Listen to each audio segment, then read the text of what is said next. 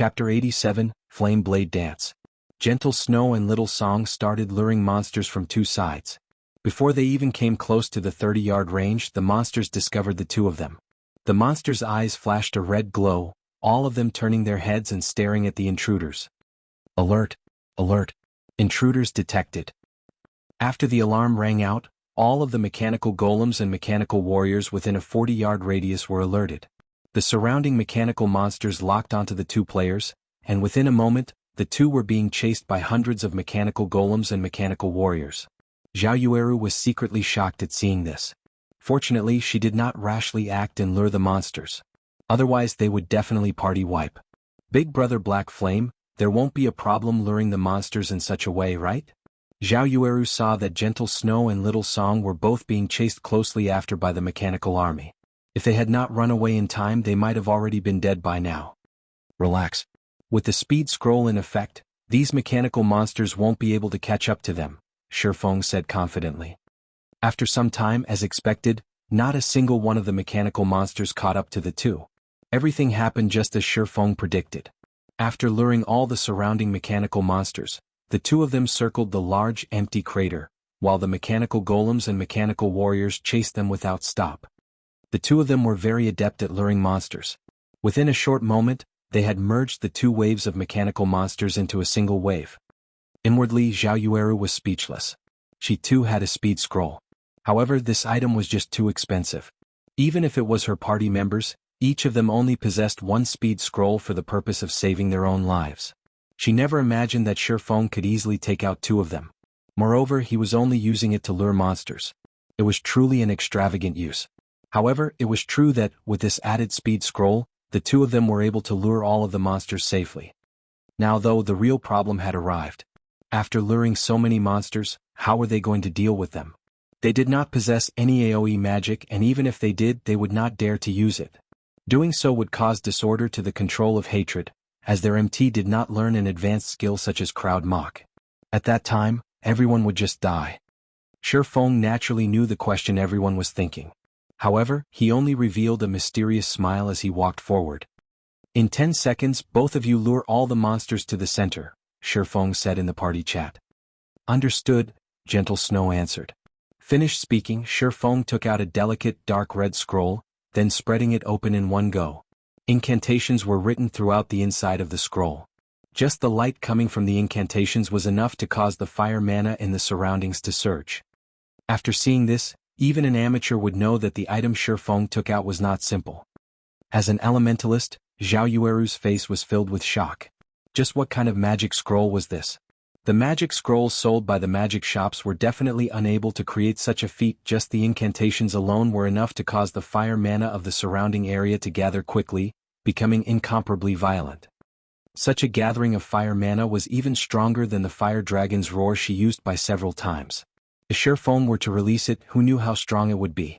At this moment, Shifeng activated the magic scroll and pulled out the abyssal blade.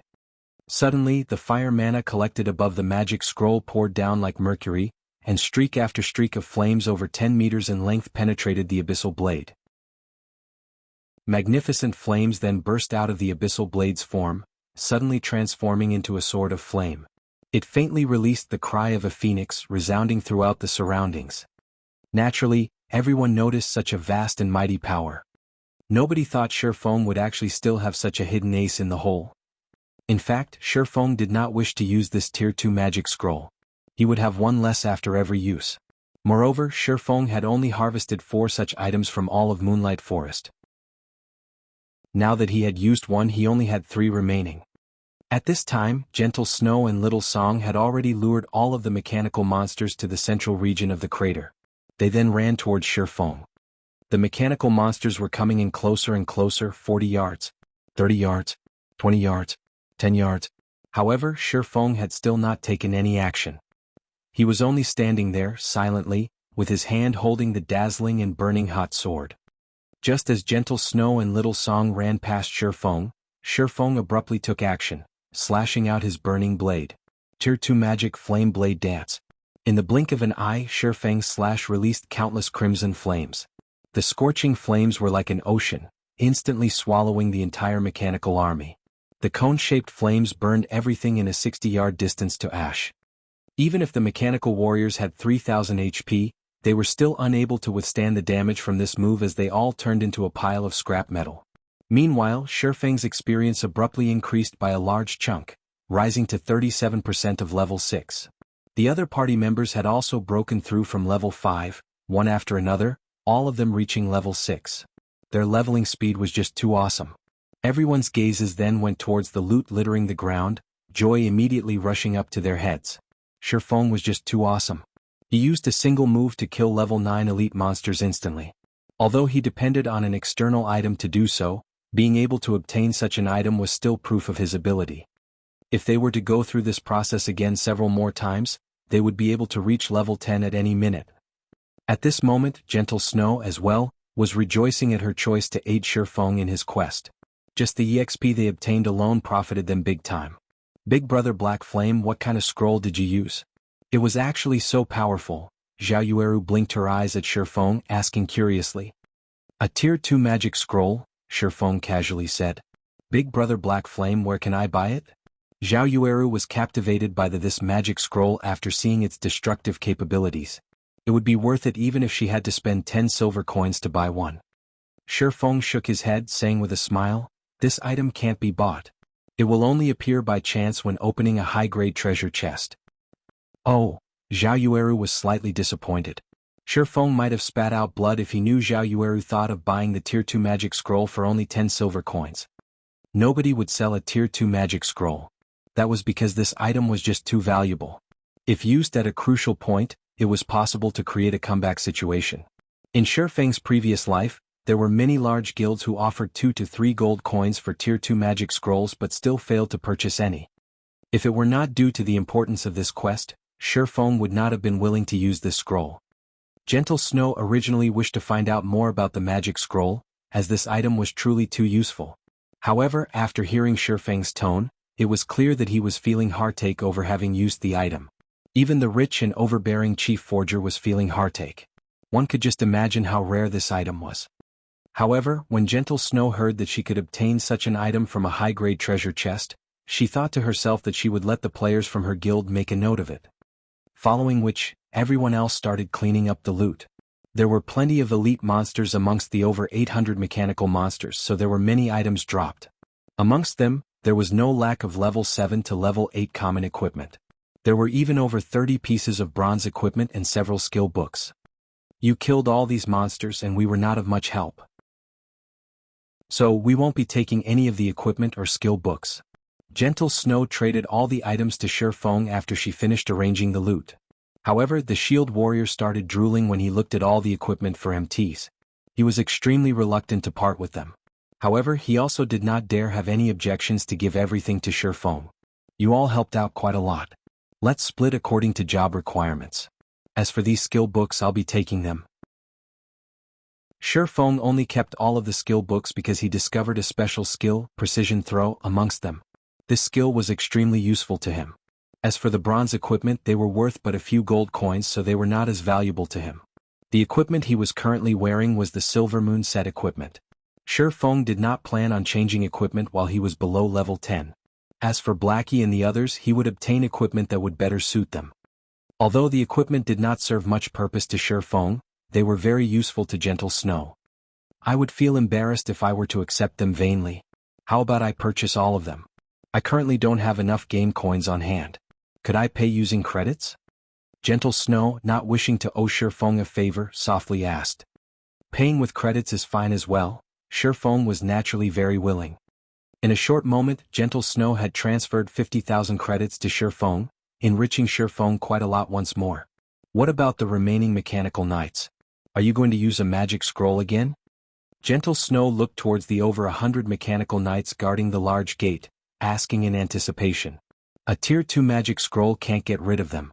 Moreover, I don't need to kill them to enter into that place. I just need to lure them away. When Shifeng heard Gentle Snow saying so, his forehead couldn't help but sweat. Tier 2 magic scrolls weren't just some kind of cabbage he could waste. Leave it to me then. Gentle Snow looked at the terrain and entered into deep thought. She felt that there should be no problem in accomplishing the task. Here are some speed scrolls and return scrolls. As long as you run out of the crater, they will not continue chasing. After leaving the battle, you all can use the return scrolls to leave this place, Shifeng explained and took out several scrolls. Seeing that they were about to part from each other, Zhao Yueru felt unwillingness in her heart. She did not know why, but she could feel a sense of ease and security when she was with Shifeng. Big brother Black Flame, let's add each other as friends. We're going to enter a level 5 dungeon tomorrow, so how about you come and join us? Zhao Yueru suddenly said. Gentle Snow was faintly astonished. She looked at Zhao Yueru with a helpless smile. However, she felt that this was not really a bad choice.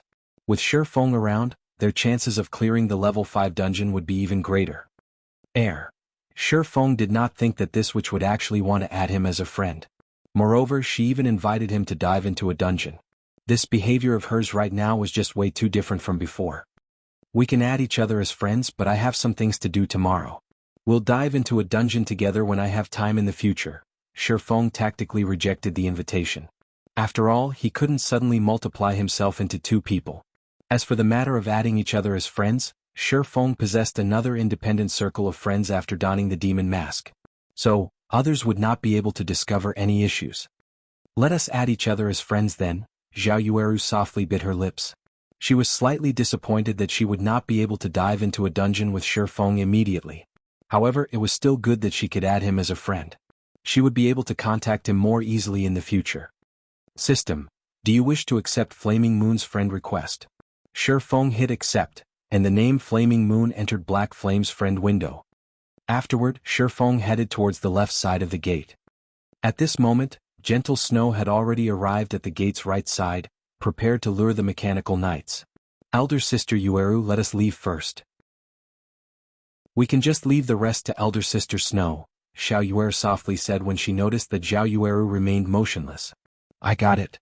Zhao Yueru, after taking another glance at Shifeng's back, turned around and left. Seeing that Shifeng was ready, Gentle Snow activated the speed scroll and rushed at the level 10 mechanical knights. Halfway there, the eyes of mechanical knights in front of the large gate shone brightly. Their enormous bodies started moving, and all of them had their eyes focused on Gentle Snow. Gentle Snow immediately halted her steps. She then turned around and escaped. The mechanical knights bellowed in rage as they moved their large figures, chasing after Gentle Snow. Only when all of the mechanical knights left did Shifeng hastily run towards the large steel gates. Although Gentle Snow had lured the mechanical knights away, the amount of time they could be lured was limited. Moreover, they would not fall for the same trick the next time, so Shifeng had to seize the opportunity. Arriving at the large gate, Shifeng found a moss-covered keyhole. He then inserted the broken obsidian crystal given to him by Blackbeard. The fortress key had already been stored away for almost a millennium. Blackbeard also mentioned that the key might not be able to open the gates. However, it was still worth a try.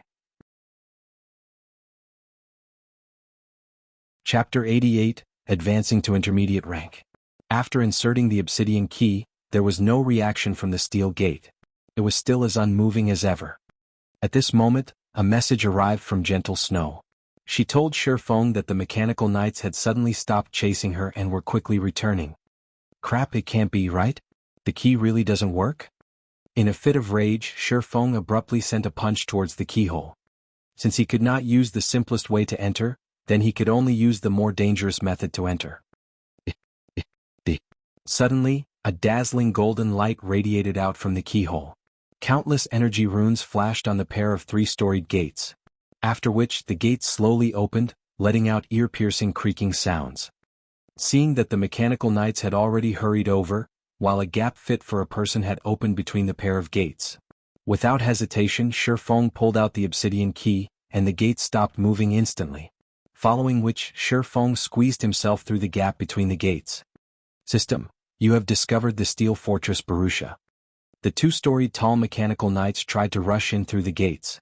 However, the gap between the gates was just too narrow for them to pass through. In addition to the gate's immense weight, the mechanical knights could only bombard attacks at the gate outside. Unfortunately, their actions were not one bit useful. I'm inside. After Shifeng sent a message to Gentle Snow, he carefully headed forward along the gigantic steel pathway. On the other side of the ruined lance. Snow, how is he? Waiting by the side, Zhao Yueru asked when she saw Gentle Snow running in her direction. No problems. He's already inside. However, this quest is truly dangerous. I've roughly estimated the mechanical knight's strength just now, and I've discovered that these mechanical knights are completely different than other special elites. They can swiftly block my attacks in addition to instantly returning with a counterattack. If it wasn't for my quick reaction, I might have died just now. If we do not possess a skill that could continuously deal large amounts of damage, even if we could kite them around, we would still be helpless against these mechanical knights. Instead, we would just be piling up our own corpses. Gentle Snow sat down and took out some refreshments, eating and drinking to recover. Currently, her mind filled with the battle scenes from before. It was truly a thrilling situation. Just by receiving the shockwave, which resulted from the mechanical knight's pike striking the ground, she lost over 200 HP. If the weapon hit her directly, the consequences would be inconceivable. After listening to Gentle Snow's words, for reasons unknown, Zhao Yueru released a relieved breath. Alright, stop dreaming. We'll be grinding birdmen in the canyon. The loot and experience here are quite good, so we should be able to quickly surpass those top-tier experts. After recovering, Gentle Snow stood up and commanded. Meanwhile, inside the steel fortress, Shifeng was advancing carefully. Signs of rust and corrosion covered every inch inside the fortress. There were only flashing fragments of light inside, barely allowing Shifeng to see the path clearly. After walking for quite some distance, Shifeng did not discover any danger. There was only the occasional sound of dripping water and the rumbling sounds of machines operating. Even though more than a millennium had passed, a majority of the machinery here still functioned normally. One could clearly see just how advanced the techniques the dwarven civilization possessed were. After passing through the large hallway, Shifeng arrived at an area with a humongous smelting furnace. The surrounding steel walls around the furnace were linked together with steel stairs, and at the bottom of the furnace was an endlessly deep pool of water. However, Shifeng did not head along the stairs towards the next exit. Instead, he leaped and jumped towards the pool. Halfway down, Shifeng activated gravity liberation. His falling speed sharply reduced, his body slowly descending like a feather. During his descent, Shifeng suddenly noticed a passage on the walls. The passage could barely allow a person to enter. However, the information Shifeng had collected in his previous life did not mention such a passage. Hence, Shifeng slowly floated over, accurately landing in the hidden passageway. There is actually a treasure chest here. Did none of those people notice it last time? Shifeng discovered that, in the deepest part of the passageway, there was a large pitch-black steel chest. Many runes were carved onto the chest, and a glance was enough to tell it was not just a simple chest. After observing it in detail, Shifeng determined that the chest was a mysterious iron treasure chest. However, Shifeng did not rush to open the treasure chest. Instead, he used Phantom Kill, allowing his doppelganger to go over and take a look. Just as the doppelganger started activating the treasure chest, the surrounding steel walls shot out countless flying arrows. The doppelganger was killed in an instant, giving Shifeng a scare. Fortunately, Shifeng had made it a habit to be cautious and prudent when in God's domain. Otherwise he would have really died. Such types of traps were normally one-time uses. However, Shifeng did not rush. In any case, the chest wouldn't run away, so he might as well wait until Phantom Kill's cooldown finished, then use his doppelganger to open the treasure chest. This time, the doppelganger had managed to open the treasure chest safely. With no more dangers present, Shifeng walked over to the chest and took out its contents. Inside there was a mysterious iron-ranked blackstone shield. It was absolutely a top-tier level 10 shield. Blackstone shield, mysterious iron rank. Level 10. Equipment requirement. Strength 25. Defense plus 69. Defend rate 29%. Strength plus 7, endurance plus 10. HP plus 200. After equipping, all damage received from the front will be reduced by 10%. There was also a mysterious iron mastery book. When used, players would randomly receive 10 to 50 free mastery points. This item was several times rarer than the Blackstone Shield. That was because mastery points could last a player forever, while the Blackstone Shield could not. Hopefully my luck won't be too bad, Shifeng slightly prayed before selecting to use the mastery book. Following which, the system started displaying a pile of random numbers ranging from 10 to 50. As long as Shifeng yelled, "Stop," the final number to appear would be the number of mastery points he would obtain. It was something similar to Russian roulette. In Shifeng's previous life, many experts collected various kinds of mastery books to increase their weapon mastery. However, mastery books were just too rare, and even with money, one may not necessarily be able to buy it. Most players that obtained a mastery book would use it instead of selling it. After all, it was extremely hard to obtain a single free mastery point. Shi Feng had once seen a person who was fortunate enough to obtain a fine gold mastery book. Many players looked at that person with immense envy, and some were even willing to spend 1,000,000 credits to buy the mastery book from that person. However, that person refused to sell and instead used the mastery book for himself. The range of free mastery points provided by the fine gold mastery book was between 30 to 200. Originally, everyone thought this fellow had very good luck. However, that person only obtained 31 free mastery points, in the end becoming a laughingstock to everyone. The points he obtained was no better than a mysterious iron mastery book. Looking at the numbers constantly spinning, Shi Feng's heart madly thumped, not knowing what number would come out. "Stop!" Shi Feng shouted. The wheel of numbers abruptly halted, and Shi Feng peered open his eyes and took a look. 32 points. A relatively good number. Shi Feng had just effortlessly obtained 32 free mastery points, which was the equivalent of the free mastery points he would obtain by leveling up to level 20. Shi Feng opened his one-handed sword mastery window. Currently, his one-handed sword mastery was still at 20 points, placing him at the level of basic swordsman and increasing his base damage by 10%. If including the 8 free mastery points he obtained for leveling up to level 5, and the 5 points he had remaining from before, he now had a total of 45 free mastery points. Shi Feng immediately added 30 mastery points to his one-handed sword mastery. Instantly, his one-handed sword mastery rose to the level of an intermediate swordsman, increasing his base damage by 15%. As for becoming an advanced swordsman, he was still 50 points away from doing so. Although it was just a 5% increase in base damage, it should not be taken lightly. This base damage would be magnified many times after factoring in the bonuses from skills.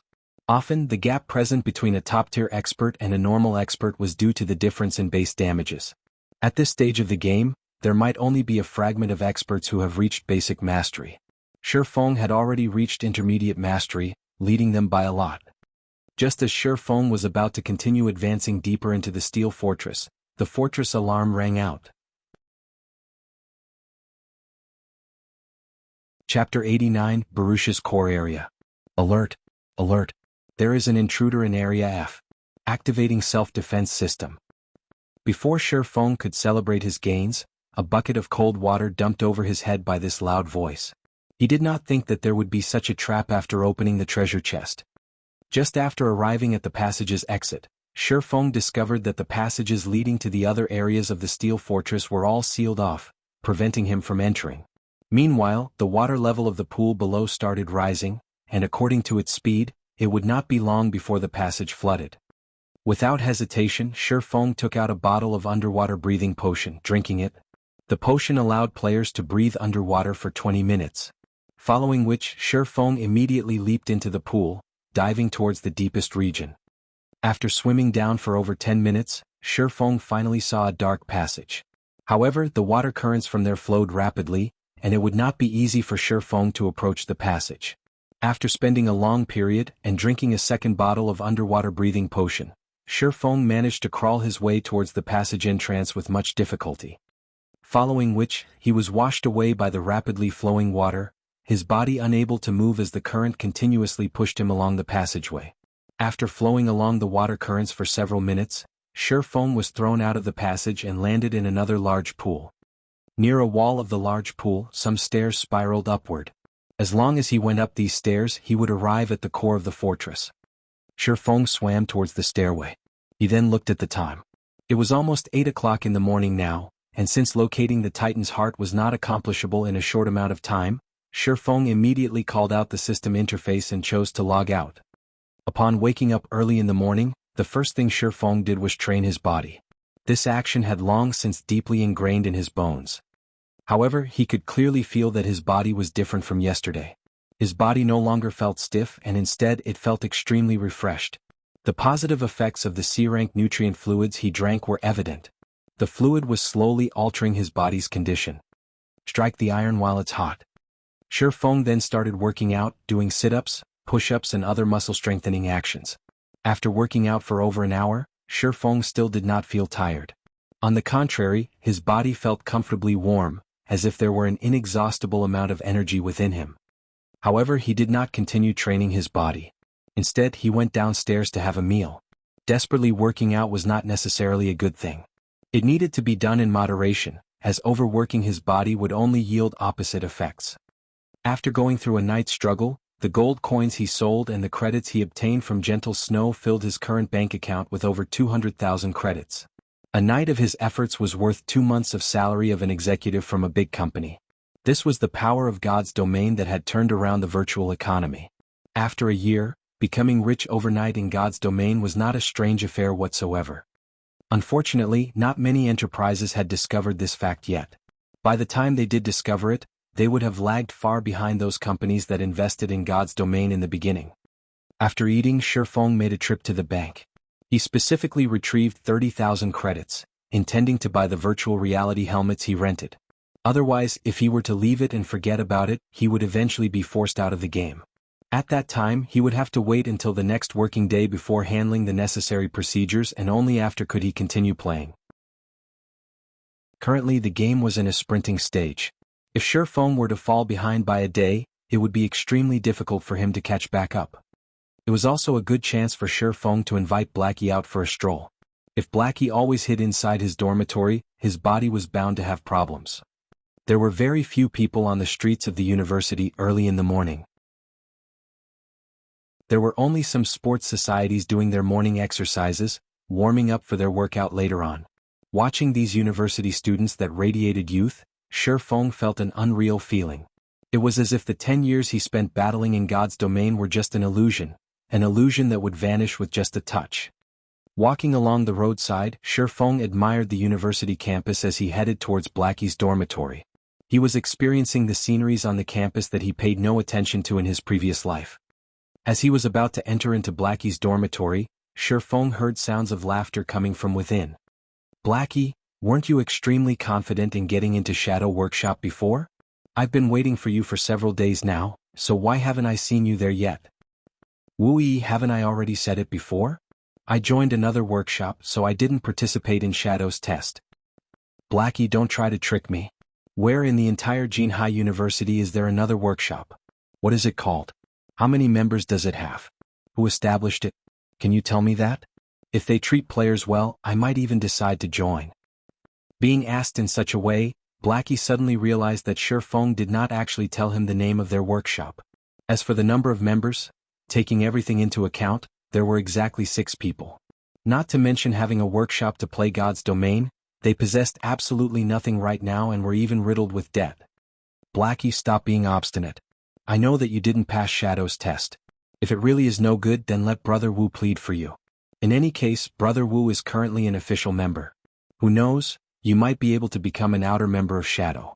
At the very least, you could continue playing God's domain, and earning 2,000 credits a month should not be a problem. Don't forget, the trial period for the virtual gaming helmet is only 10 days. After this period, you will not be able to continue playing the game," Blackie's fellow dorm mate sneered. "It can't be, right? What kind of workshop can't even afford an official virtual gaming helmet? Isn't that just too pitiful?" Wuxia pretended to be shocked. He then clapped Blackie's shoulders, saying with a sigh, "Even the outer members of Shadow are given an official helmet. Official members even receive an advanced helmet that's worth 20,000 credits. Your workshop is just ripping you off. Who started the thing? I'll demand justice for you. Why don't you mingle with me from now on? I can guarantee that you'll obtain an official helmet. By the time I become a core member of Shadow, I guarantee that you'll be able to live in luxury. You should know that young Master Lan has already invested 5 million credits in Shadow. I heard that he has invested another 2 million now. If you enter Shadow, your future will be limitless." "Wuxia, I've already said it. I won't be joining. I'm currently getting by very well," Blackie quickly rejected.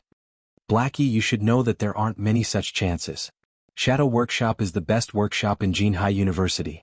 If it weren't for the fact that you're already level 5 and we're classmates, I wouldn't even be looking for you."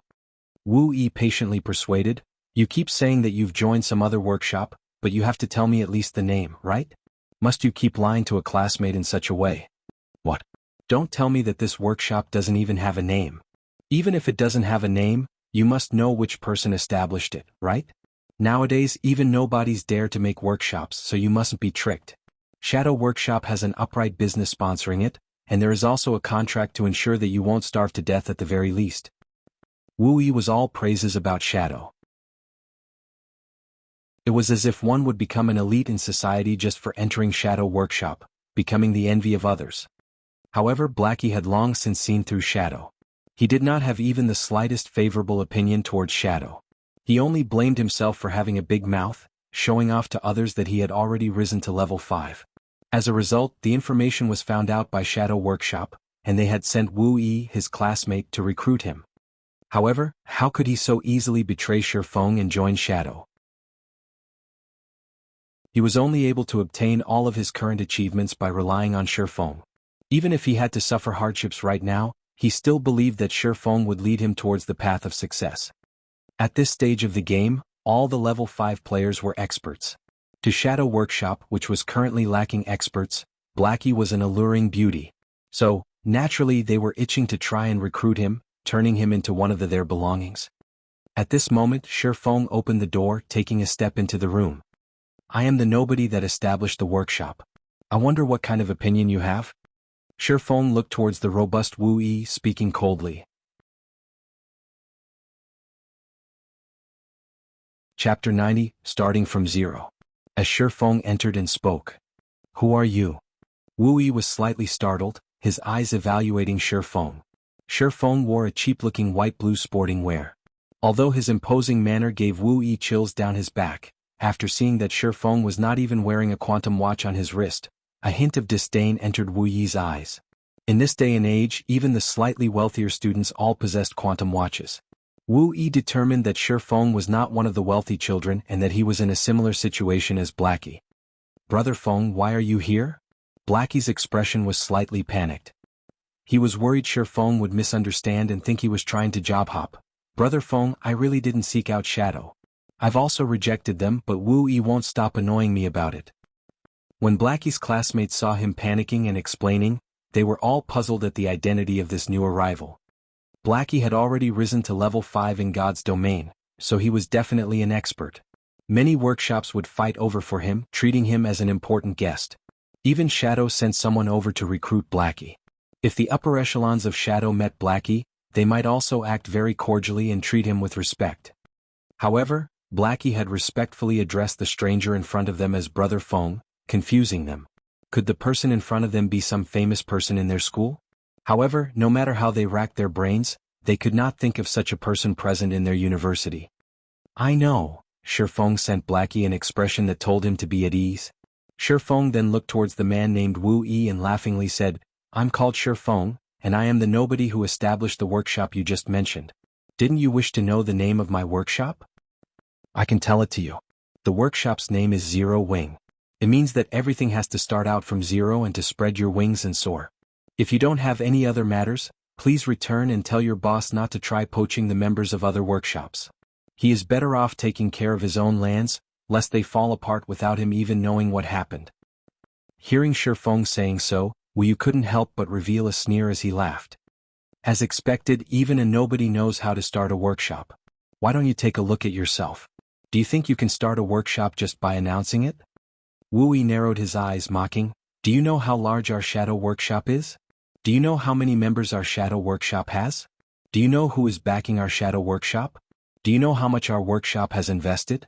Do you still think that we need to poach members from worthless workshops like yours? Just based on the fact that you guys are still using the trial helmet to play the game shows how dirt poor you are. Did you think that, just by being full of zeal, you could establish yourselves in God's domain and earn money? All the workshops that have tried to establish themselves in God's domain have at least invested several millions of credits. Meanwhile, you have no money, no members, no facilities, and not even the most basic of assurance. So, what right do you have to compare to us, Shadow? If you kneel down and beg me right now, I might even put in a few good words to Brother Lon. If you pay up some 10 or 20,000 credits, you might be able to join the workshop. How about it? Think about it, this is a rare chance for you." Wu Yi smiled savagely. He then shifted his gaze to Blackie, coldly saying, "Shadow is already giving you a lot of respect by sending me here to recruit you. As long as you join, you'll immediately receive the treatment of being a core member, and your monthly salary will be at least 5,000 credits.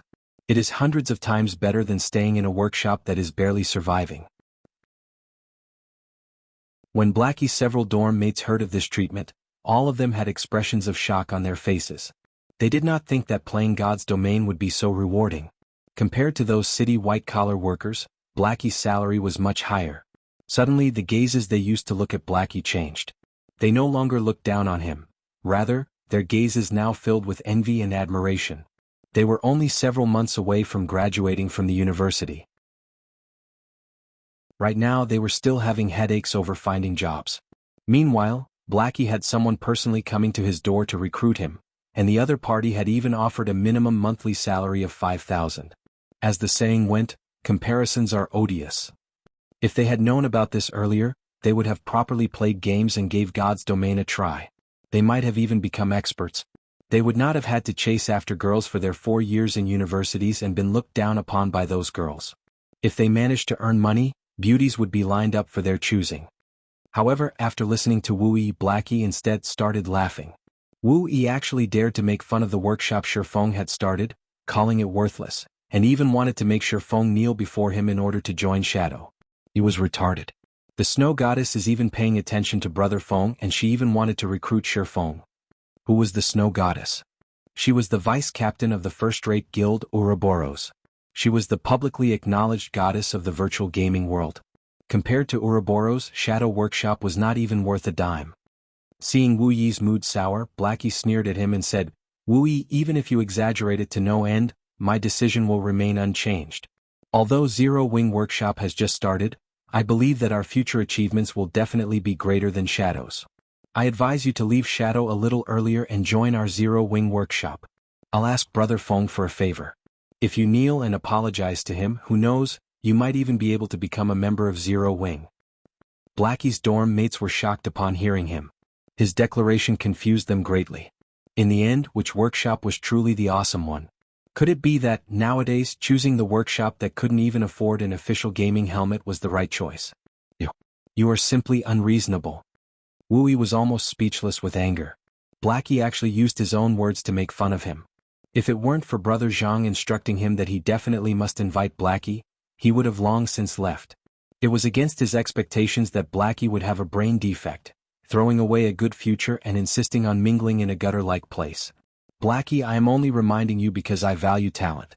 Our Shadow is currently trying to annex the 45th ranked workshop in Jianghu City, Hungry Wolves Workshop. When Shadow succeeds in doing so, we will rank at the top of all of Jianghu City. If you were to miss this chance now, there would be no more chances for you in the future. Wu Yi shot a glance at Shifeng, coldly saying, "Meanwhile, your workshop can't even afford the official gaming helmet. How do you plan to play God's domain in the future? It would be better if you joined Shadow. A great future is awaiting you here." Faced with such a brazen way of poaching people, even if Shifeng's temper were much cooler, he would still get slightly angry. Since they were fated to battle each other, then battle it was. Who said that our workshop couldn't afford the official gaming helmet? Shifeng took out the 20,000 credits from his pocket, casually throwing it on the table, saying, "I previously decided that starting a workshop would be too sudden, and I was never able to decide which type of official gaming helmet I would buy. So, I was only using the trial helmet as a temporary replacement. However, today I'm here to give Blackie the money to buy an advanced gaming helmet. But really, it's not that I'm trying to criticize Shadow, but aren't you guys being too cheap in poaching for people? The salary I'm giving Blackie is 20,000 credits minimum. Your Shadow is so rich and has invested so much, yet the salary you're offering is only a minimum of 5,000 credits? When Blackie saw the shining white credits on the table, he turned to look at Shifeng's astonished eyes. Nobody was more knowledgeable of Shifeng's financial condition than he was, so how was he able to suddenly throw down 20,000 credits? Could it be that Shifeng robbed a bank? The others in the dormitory swallowed their saliva when they saw the credits scattered across the table. Usually, Blackie remained hidden and did not seem like anything special. They did not think that his monthly salary would be 20,000 credits. It was no wonder why he refused to join Shadow Workshop. After all, Shadow was only offering him 5,000 credits, 4 times less than his current earnings. Even an idiot would know which side to choose. What was even more unthinkable was that Shifeng, who was wearing a suit of cheaply looking sportswear, was actually a brother tycoon. Chapter 91, Going Through Thick and Thin Together. Looking at the credits on the table, Wu Yi's complexion alternated between green and red. His face was gloomy to the degree of being able to squeeze water out. How was this possible? Ignoring the credibility of the monthly salary of 20,000 credits, just being able to toss down 20,000 credits casually was not normal. Wu Yi had seen many wealthy tycoons before, and his eyesight had never failed him before. The clothing that Shifeng was currently wearing was not even worth 300 credits, so how could Shifeng possibly have that much money? Moreover, when he took it out, it was just so simple. He even casually threw it onto the table. This series of actions were not habits of an average person, and they were impossible fake.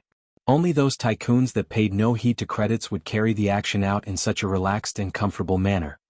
What Wu Yi did not know was that Shifeng was once the guild leader of Shadow. Throwing money away like dirt was just a small matter to him. He even spent tens of millions of credits to poach a few master-level lifestyle players.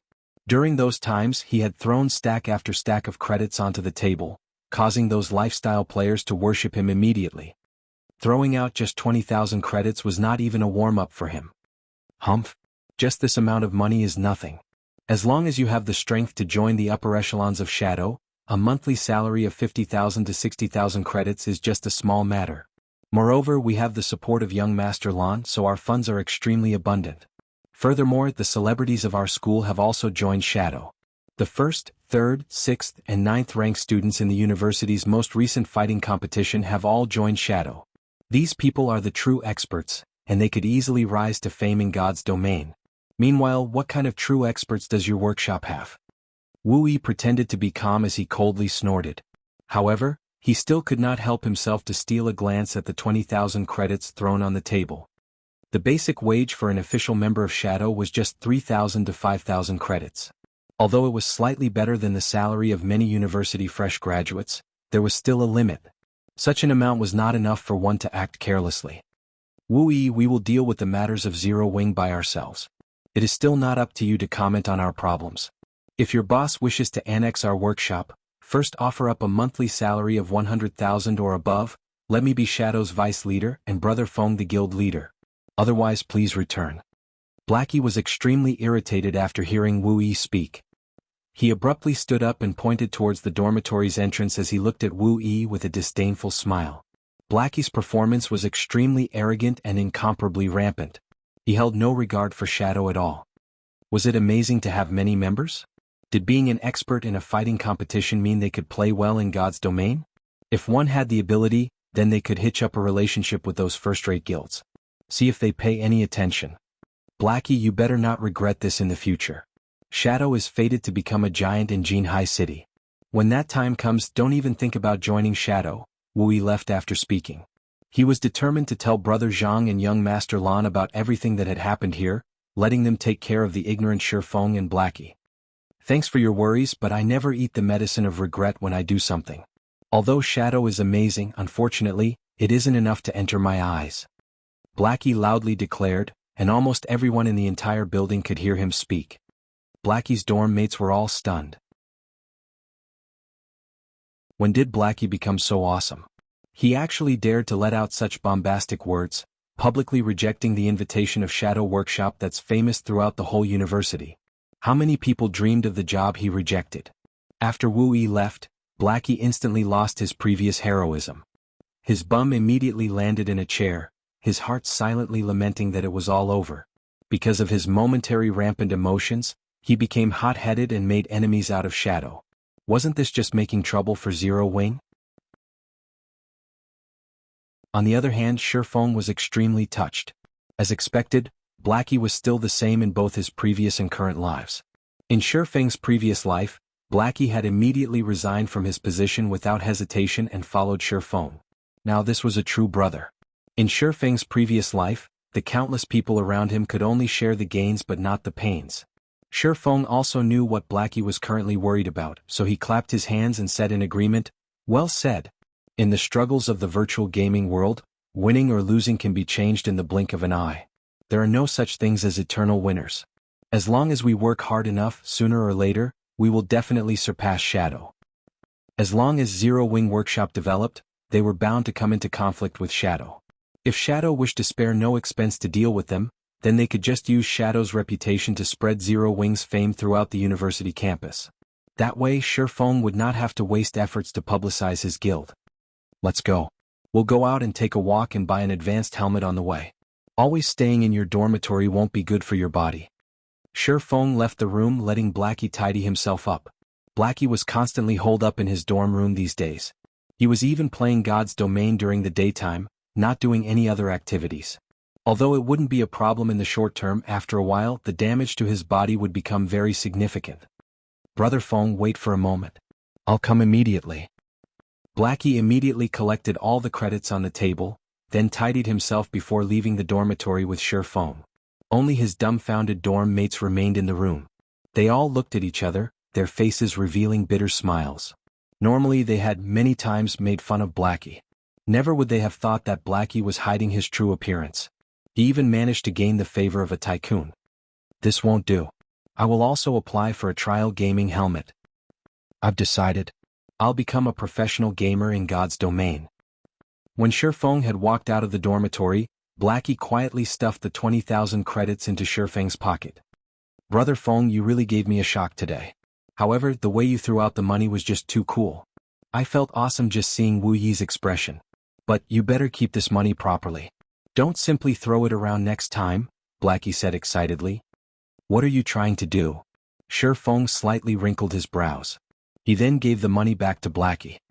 He had never been putting up an act. From the beginning, he intended to give Blackie the money. He knew that Blackie's family situation was not that good either. With this money, he would be able to alleviate a lot of his family's burden. I've already said that your basic salary every month would be 20,000 credits. Did you think I was just joking with Wu Yi? Just take this money as your salary in advance. Looking at the 20,000 credits in his hands, Blackie's mouth widened, staring blankly at the money. Originally, even if Shifeng's previous words were but a joke, they were enough to make him feel happy. However, looking at Shifeng's expression, he knew that Shifeng was not joking. Shifeng had truly intended to give him a monthly salary of 20,000 credits. Moreover, Shifeng intended to give him the money that he was currently holding. However, where did all this money come from? Blackie was extremely clear about Shifeng's condition. Being able to borrow 20,000 credits was already a difficult feat now. Shifeng was even giving all of it to him. This was just insane. Brother Feng, if you give away this money, what will you do about the workshop? Moreover, the deadline for the trial gaming helmets is almost up.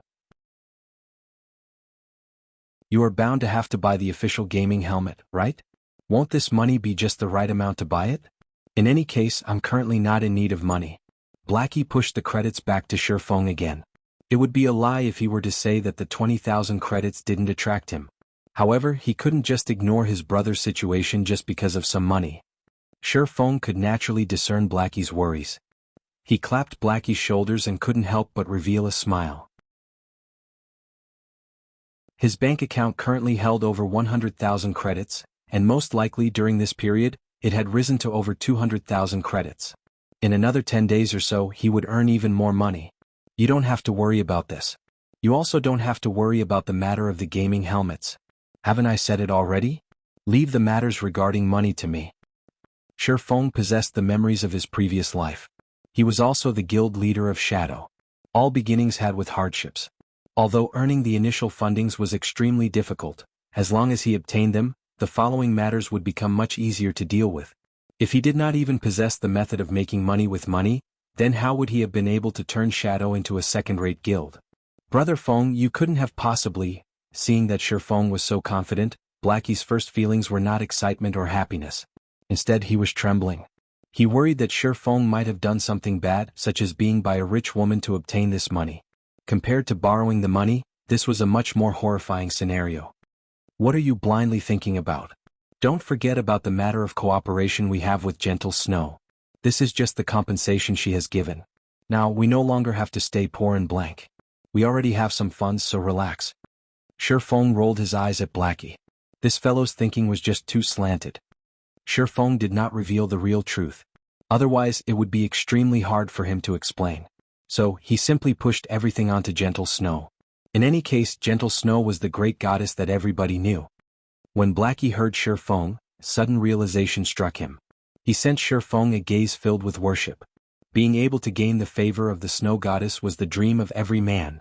It was as expected of Brother Feng. His methods were just too awesome.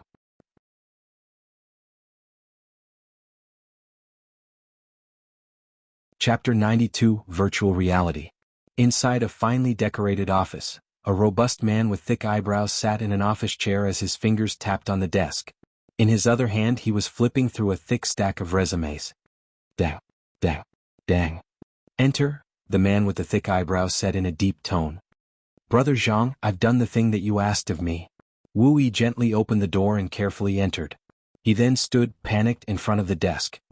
Although it was not his first time meeting Shadow's person in power, Zhang Luowei, he still felt an intense pressure every time they met. He was always scared and on edge whenever he spoke with this person. In Shadow Workshop, aside from Lan Hailong, Zhang Luowei's authority was the highest. Moreover, Zhang Luowei was the champion of Jianghu University's fighting competition. He was also one of the hot contenders for becoming the champion of Jianghu City's fighting competition. Even Lan Hailong was respectful before this person, as one of the main reasons why Shadow became so popular within the university was due to Zhang Luowei's personal fame. Sit. Tell me about it. Zhang Luowei placed the resumes to a side, his finger pointing towards the leathered sofa in front of his desk. Although Zhang Luowei looked like an amiable person, Wu Yi knew that below that appearance, there was an abyss-like horror. Zhang Luowei's personality was both vicious and merciless. Otherwise he wouldn't have been able to suppress fighting experts like Zhou Yuhu and others. After some thought, Wu Yi slightly organized his words before saying, Brother Zhang, the others have already agreed. It is only that Blackie that is a stone inside a latrine pit, both smelly and hard.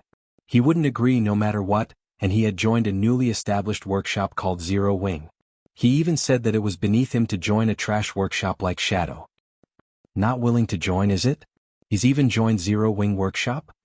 Zhang Luowei displayed contemplation as he smiled. However, inside his eyes a cold glint flashed. What is the origin of this Zero Wing workshop? Why haven't I heard of it before?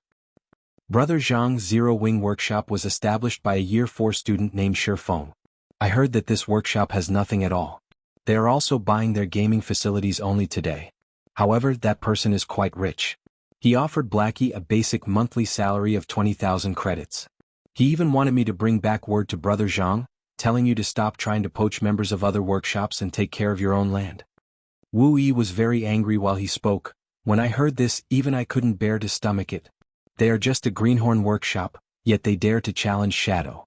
Brother Zhang, how about I take some men to extinguish their overwhelming attitude? Shi Feng, is it? I seem to have heard this name before. Zhang Luowei wrinkled his brows slightly, trying to figure out where he heard this name. However, after thinking for some time he still could not recall. He shook his head saying, Don't bother with them. In a few days the school will be holding the annual fellowship party. This is a great chance for Shadow to have a meteoric rise, so we don't have the time to waste on these little workshops. Right, you organize the newly recruited members and have them quickly level up. The guilds in White River City will be starting the competition over the honor of getting the first clear for the 20-man dungeon very soon. We also have to fight for the fame obtaining the first clear of a level 5 dungeon. Yes, you can rest assured, Brother Zhang. I will help them quickly rise to level 5, Wu Yi clapped his chest, assuring. Elsewhere, Shi Feng brought Blackie along to purchase 2 advanced virtual gaming helmets. Although the current virtual reality technology was very advanced, the basic helmet was cheaply made in consideration of the general masses. Its degree of synchronization was just 80%. However, the advanced version of the helmet could reach up to 90% synchronization, and the user's 5 senses would become much more sensitive. Although the difference did not seem too great during a battle between equal strengths, this small difference would be the determining factor of victory or defeat. The battles in God's domain were always life or death battles. Moreover, the penalty of a single death was a great amount of EXP and skill proficiency. Hence, most large-scale workshops would allocate an advanced virtual gaming helmet to all their official members. Previously, Shi Feng did not have the money to purchase even a basic gaming helmet. Now that he had the money, however, he naturally would not fall behind in this aspect. After purchasing the advanced gaming helmets, Shi Feng found a good restaurant and ordered some high-class nutrition meals. He ate with Blackie as they talked about the future development of their workshop. Such a situation made Blackie feel like he was in a dream. God's domain had only been running for slightly more than 3 days. Not only had Shifeng solved the problem of the gaming helmets, but Shifeng also brought him to a high-class restaurant for a meal and discussion of the matters of developing their workshop. The more unbelievable thing was that Shifeng unhesitatingly gave him a salary of 20,000 credits. Just how many university students' dream was it to have a monthly salary of 20,000 credits? On the other hand, he hadn't even helped Shifeng out much, yet he was able to obtain such a salary. Although Blackie did not voice it, inwardly he was extremely moved. He felt extremely apologetic to Shifeng, so he silently swore that he would work hard to be of help to Shifeng. Shifeng and Blackie conversed for a long time. They properly discussed the matters regarding the future development of their workshop. They also prepared to officially recruit Lonely Snow and the others, establishing a real workshop. The remaining matters were to find a location to set up their workshop, purchasing facilities for the workshop, and the workshop's administration. Brother Feng, leave these to me since I'm usually doing nothing during the day. It is already hard on you just to level up and earn money. Anyway, I am an economy and management major, so it is a great chance for me to display my specialty. I guarantee that you will be satisfied, Blackie assured. He couldn't help but want to start his work immediately. Good, then I'll leave it to you, Shifeng smiled. He felt extremely relieved with Blackie managing things. After the two parted, Shifeng sent a message to his parents.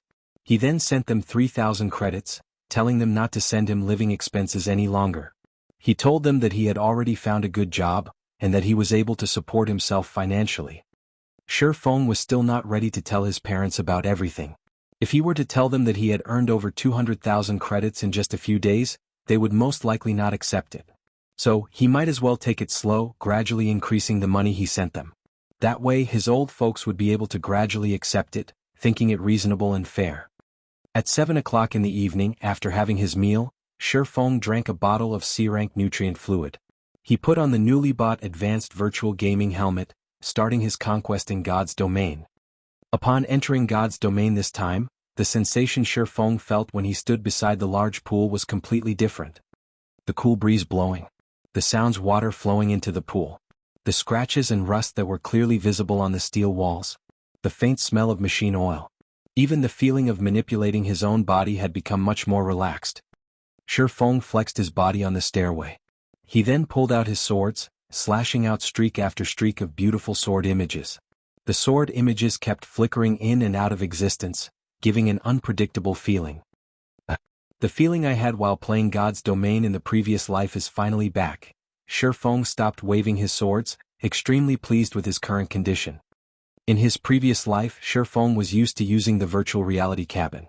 The virtual reality cabin's synchronizing rate could reach up to 97%. In God's domain, if the system interface, status indicators and other such things weren't present, players would be practically unable to differentiate between the real world and the virtual world. After getting used to his body, Shifeng felt that he should start searching for the Titan's heart.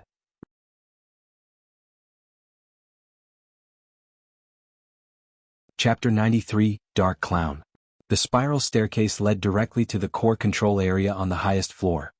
After climbing an unknown number of steps, Shifeng arrived at a winding corridor that led towards the core area. Ancient magical runes were carved into the walls on both sides of the corridor, and even though almost a millennium had passed, this corridor was still gleaming with light. Only some parts of the corridor had decayed, damaging the magical circuits etched in it and plunging those particular areas into darkness.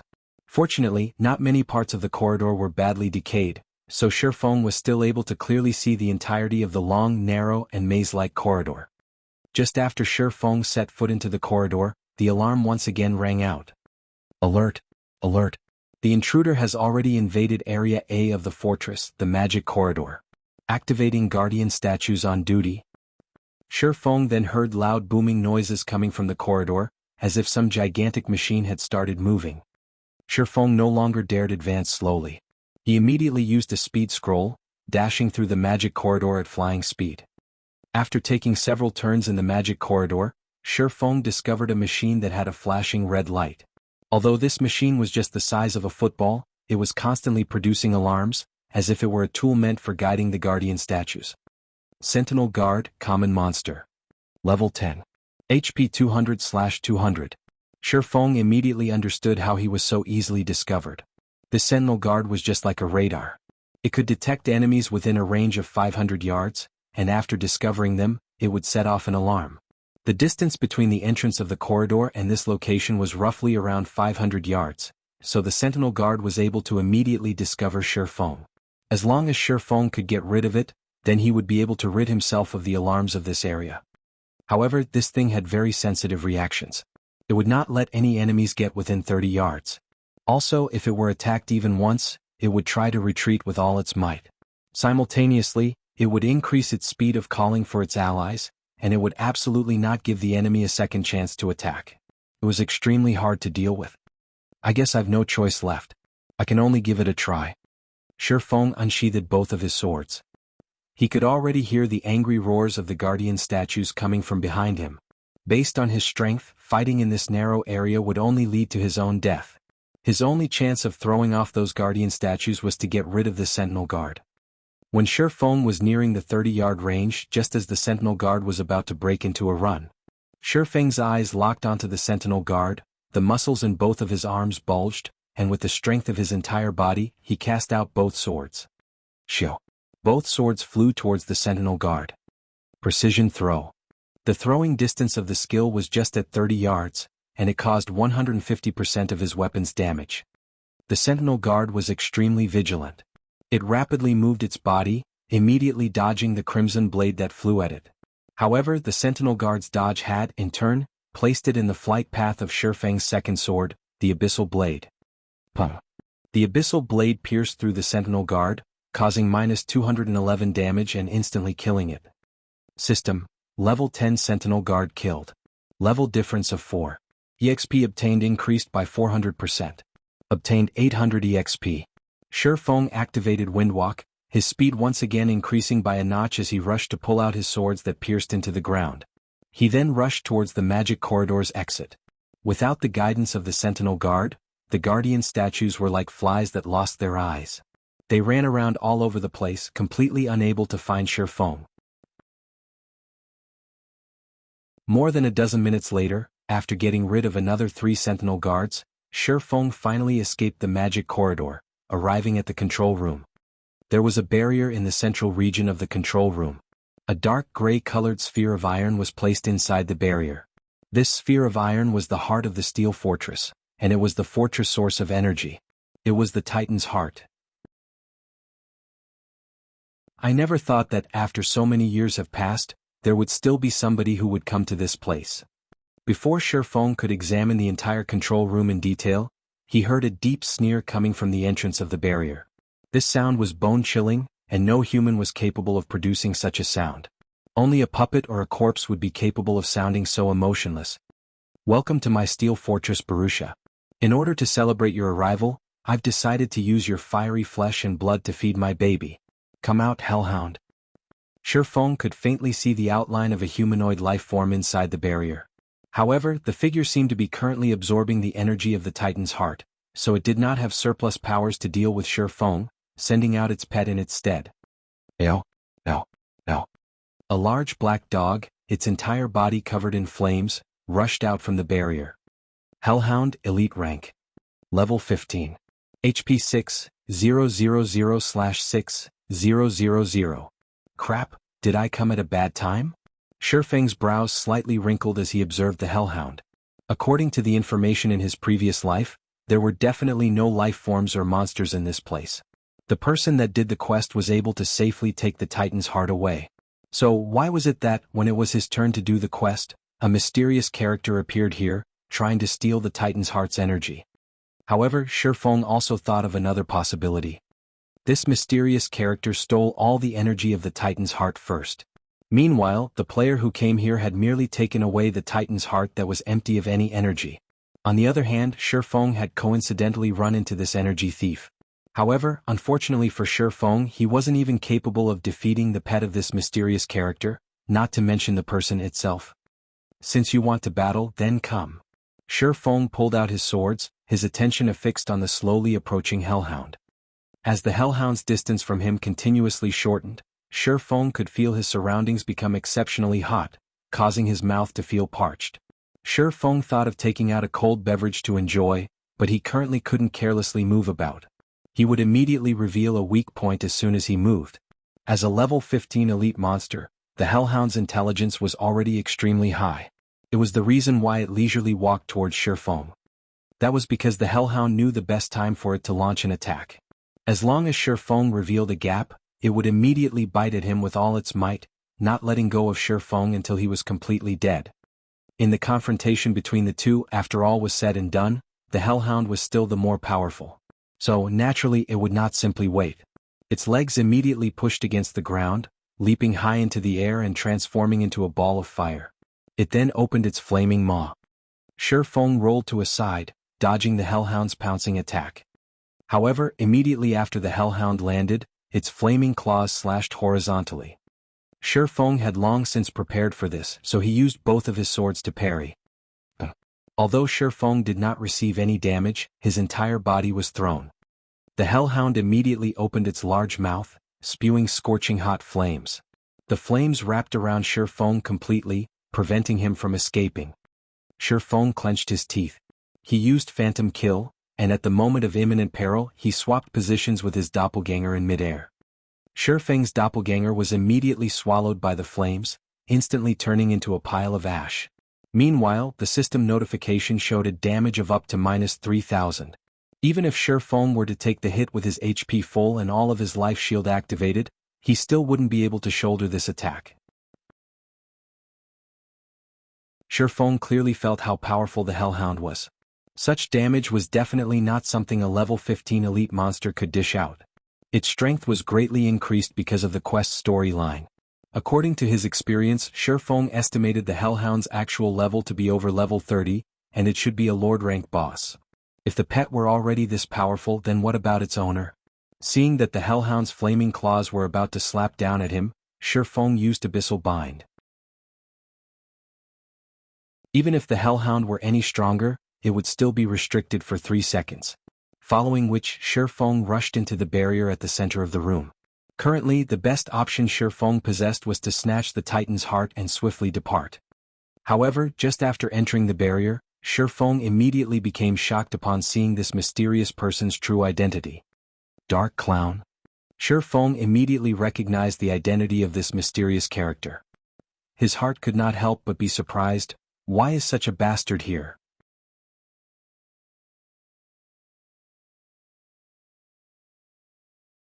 Chapter 94, Titan's Heart. Although Shi Feng was shocked, his feet never stopped moving. His figure turned into an after-image as he rushed towards the Titan's heart, located at the center of the barrier. He then used Observing Eyes on the Dark Clown. Unknown. Shi Feng was shocked. Aside from the information showing that the figure was indeed a Dark Clown, there was nothing else displayed. All of it was just question marks. There were only 2 possibilities for such a situation to occur. The first was that the Dark Clown was equipping an advanced camouflage item. The other was that its strength was simply too overwhelming, preventing the basic Observing Eyes from identifying it. It was very clearly the latter situation taking place in this case. According to Shi Feng's memories, Dark Clowns were a group of mysterious life forms. They always wore clown clothing with many bells as decorations. They looked human but were not human. However, neither were they living spirits. Each one of them was extremely powerful. They could simply appear at any location, and they could come and go without leaving behind a single trace. Even if it was the palace of Starmoon Kingdom, they could still easily enter it. However, this was but a small matter. Shi Feng had previously seen a Tier 3 Great Druid NPC die at the hands of the Dark Clowns. Their methods of attacking were simply unforgettable. The attacks were impossible to avoid. Despicable human, you actually dare barge into this place? The Dark Clown had its face wrapped in a black cloth, revealing only its 2 glowing red eyes. Although its enraged expression could not be seen, its tone was extremely agitated. Streak after streak of green-colored energy was currently being absorbed by the Dark Clown. Clearly it was a crucial moment, so it was unable to take action against Shi Feng. This situation gave Shi Feng a chance to prevent this assimilation ceremony, and deal heavy damage to the Dark Clown. Otherwise, when this critical period passed, the Dark Clown, which was capable of killing even a Tier 3 Great Druid, would instantly kill Shi Feng with just a wave of its hand. Cyber, get rid of him for me, the Dark Clown urged. Feng revealed a faint smile. Seeing the dark clown's anxious appearance, Feng tried even harder to deal some damage against it.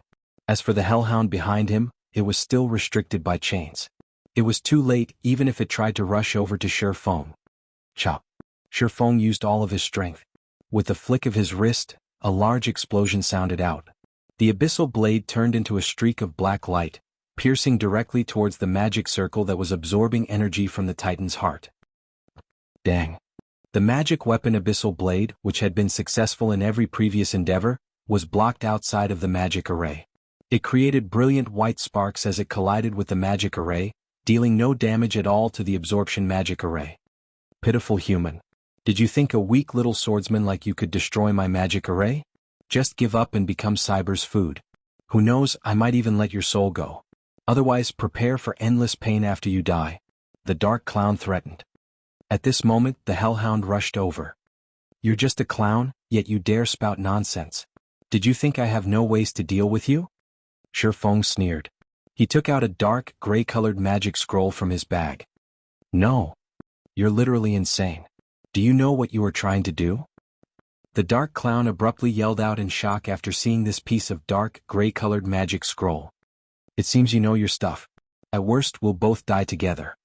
Feng did not wish to use this item either, however he was going to die anyway, so why should he still care? He then unfolded the magic scroll, and his mouth started chanting the activation incantation. This was one of the only 3 Tier 2 magic scrolls that Feng possessed. Obliterating Torrent. It possessed the ability to devour all magic elements, turning them into nothingness. This magic scroll belonged to the peak of Tier 2 magic scrolls. Suddenly, the magic elements in the center of the barrier surged, becoming incomparably violent, following which, it started collapsing without any signs of stopping. The absorption magic array was made up of magic elements, so, naturally, it could not escape its fate as it collapsed and exploded. The entire magic array was similar to frying beans, producing crackling sounds. The magic array loudly exploded, dispersing streak after streak of dazzling shockwaves. Feng immediately activated Defensive Blade, becoming immune to the damage of 6 ranged attacks. He then rushed towards the Titan's heart. However, it was not easy to collect the Titan's heart. Feng either had to deplete all the energy the Titan's heart possessed, or he would need to have the key to remove the barrier. Fortunately, Feng had the key. In the midst of the explosions, Feng unlocked the barrier protecting the Titan's heart, then stored it in his bag. The shockwaves created by the obliterating torrent sent the hellhound flying away, violently slamming it into a wall. The wall then split apart like a spiderweb. Following which, the hellhound heavily landed on the ground and didn't stand back up. However, the shockwaves of the explosion did no harm to the dark clown, as if they had just passed through its body. The dark clown's body seemed as though it did not exist in this plane of existence. However, the backlash from the magic ceremony failing had caused great damage to it. The dark clown silently glared at Feng, faintly having the intention to take action. Humph! Come if you have the ability. Feng smiled in disdain as he took out another deep blue-colored Tier 2 magic scroll. Feng had already obtained the Titan's heart. Even if he died, a quest item could not be dropped. The dark clown was already extremely weakened as well, and at most, it would only be slightly stronger than him. Feng still had 2 pieces of Tier 2 magic scrolls. At worst, he would perish together with the dark clown. He could still revive after dying, but if the dark clown died, then it would truly be dead. Let's see who's afraid of who. Despicable human, I'll let you off this time. We will meet again sooner or later. It will be your death when that time comes. The dark clown gave up the notion of getting rid of Feng after seeing the magic scroll. It only left behind a ruthless remark as it disappeared from the control room, together with the hellhound. Feng silently waited for a moment. After confirming no movements from his surroundings, he let loose a breath of relief. However, he did not store away the Tier 2 magic scroll. He truly did not wish to use the Tier 2 magic scroll and perish together with the dark clown. However, based on the dark clown's intelligence, it too would make the right choice. Feng had already obtained the Titan's heart. He took out a return scroll and started chanting. 30 seconds later, Feng turned into a white glow, disappearing from the control room as well. After Feng disappeared, the dark clown appeared once more. The red glow let out from its eyes became even more brilliant now. It clearly did not expect Shifeng to be so cautious. From beginning to end, Shifeng had never put away the Tier 2 magic scroll. Otherwise it would have had a chance to kill Shifeng. Wretched human. The method I've spent more than 10 years researching to absorb the energy from the Titan's heart. When I recover, I will definitely make you wish for death. The dark clown bellowed. It abruptly waved its hand, and tens of flying blades destroyed the pedestal, which lost the protection of the barrier.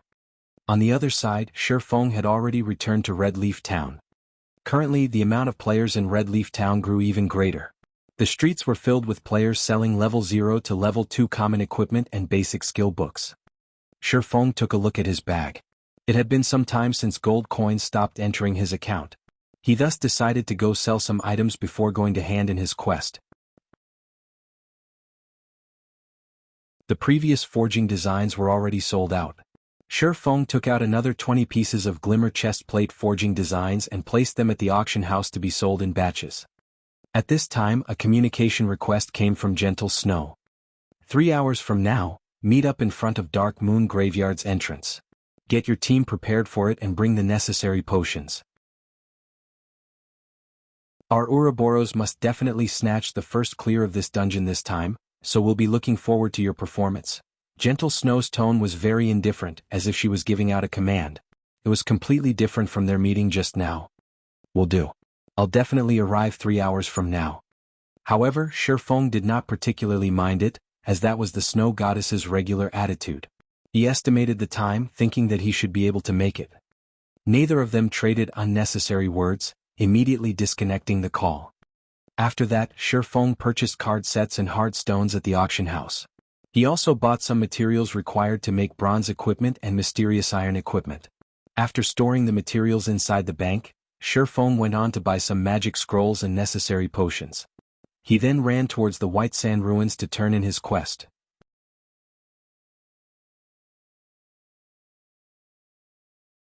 Chapter 95, Abyssal Devourer. Blackie, how are things at your place at the moment? What level are you guys at right now? Shifeng asked. Leveling up in this hidden area is just too awesome. There is still no one coming over here to steal monsters, and everyone is at level 5 right now. Moreover, we obtained a lot of wolf meat and wolf skin, and our bags have long since been filled to the brim. Right now, we're preparing to return to town and clear out our bags a bit, Blackie excitedly said. In this short period of time, they had obtained 4 pieces of level 5 bronze equipment from grinding on forest wolf dens. Amongst them, there was a level 5 bronze staff that allowed Blackie's damage to increase by a lot. Full already? You guys sure are efficient. Shifeng was slightly shocked. A stack of wolf meat had 100 pieces in it. Previously, Blackie and the others had purchased plenty of big bags. Shifeng never thought that they would be filled so quickly. How many wolf meat was this? If all of them were to be given to Violet Cloud to be made into advanced cookings, then it would become a huge profit. That's right, you guys pass all of your wolf meat to a female cleric called Violet Cloud. Just give out my name when you meet her. Afterward, you guys rest up a little and buy some HP and MP recovery potions, then wait for me at the trade area. Brother Feng, are we going to go dungeon diving with the snow goddess? Blackie excitedly asked after recalling some things. And so properly rest up. You'll have to tense up your nerves after entering the dungeon. Shifeng nodded his head, disconnecting the call. On the other hand, Blackie had nearly jumped up in excitement. Originally, he had thought Shifeng would not be bringing them along to the dungeon. After all, their techniques were not that great. They would only be making fools of themselves if they were to go. However, since Shifeng did not forsake them, what else did they have to say? Anticipation grew within Blackie. He was fortunate enough to dive a dungeon together with the snow goddess. So what if he would shame himself? It would still be an honor when mentioned to others. Regardless of what others may say, they would be players who had gone dungeon diving with the snow goddess in the same party. White Sand Ruins, Stonehammer Town. When the town mayor Blackbeard saw Shifeng entering, he went forward and greeted Shifeng in a very welcoming manner.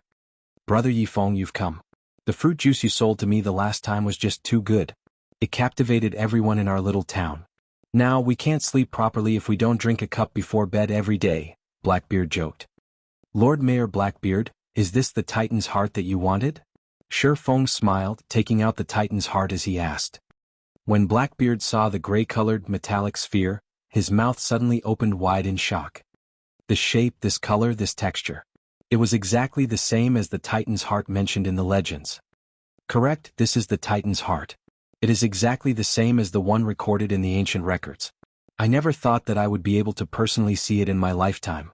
Brother Yifeng, I truly did not think that you were such a powerful adventurer. For bringing back our Blacksteel Dwarves' glory, I represent all Blacksteel Dwarves and thanking you sincerely. Blackbeard excitedly received the Titan's heart, continuously thanking Shifeng. System: Unique Quest Steel Fortress Borussia completed. Rewarding 1 Blacksteel insignia. Obtained Blackbeard's recommendation letter. Obtained Advanced Book of Magic. Rewarding 10,000 EXP. Reputation at Blacksteel Town has reached worship. The large amount of rewards dazzled Shifeng's eyes. His level had also risen to 73% of level 6. Such a leveling speed had even exceeded that of those leveling madmen. Shifeng did not care much about the amount of EXP. Instead, the other items were the most important ones. The rewards this time far exceeded Shifeng's expectations. A Titan's heart that possessed no energy in it could transform a third-rate guild into a second-rate guild. However, right now the Titan's heart in Shifeng's hands still possessed a quarter of its energy. Shifeng never imagined the rewards to be so good. In his previous life, the player that completed this unique quest did not obtain such a bountiful reward. The player had only obtained a recommendation letter, an intermediate book of magic, and reputation reaching the level of worship. There was absolutely no Blacksteel's insignia. Blacksteel insignia, fine gold rank. Unique equipment. User restriction, Yifeng. The Blacksteel insignia is the highest medal of honor amongst the Blacksteel dwarves. After equipping it, forging success rate increased by 5%. Proficiency has a 10% chance to increase by 1 extra point. When forging, there is a 1% chance to increase the forged item's attributes. Shifeng was shocked after looking at the introduction. This Blacksteel insignia was literally a godly tool for forging. It was several degrees stronger than the forging talent. It was especially true with the 1% chance for an attribute increase. That meant that, out of 100 items forged, there would be 1 piece that would have its attributes increased. If Shifeng forged items every day without stop, he would have no problem making 300 to 400 pieces of equipment. In turn, he would have 3 to 4 pieces of equipment with their attributes raised. The thing players compared most when playing games was the quality of their equipment.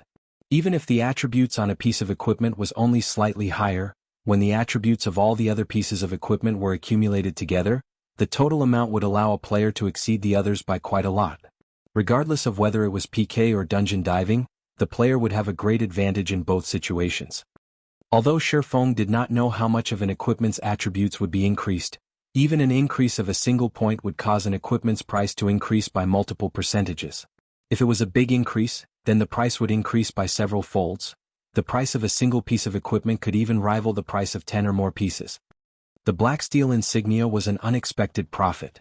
Shifeng's main purpose for doing this quest was to obtain the Book of Magic and recommendation letter, as both of these items were capable of allowing a guild to rise up. It was especially true for the Book of Magic. Moreover, the one Shifeng obtained was even an advanced book of magic. Aside from forging equipment, Shifeng could also forge other items such as armor kits, gemstone buckles, alchemy wands and much more. Amongst them, armor kits were the most popular and also had the largest demand. Generally, armor kits were capable of increasing either a chestplate's defense or attributes. These all depended on the armor kit's quality and level.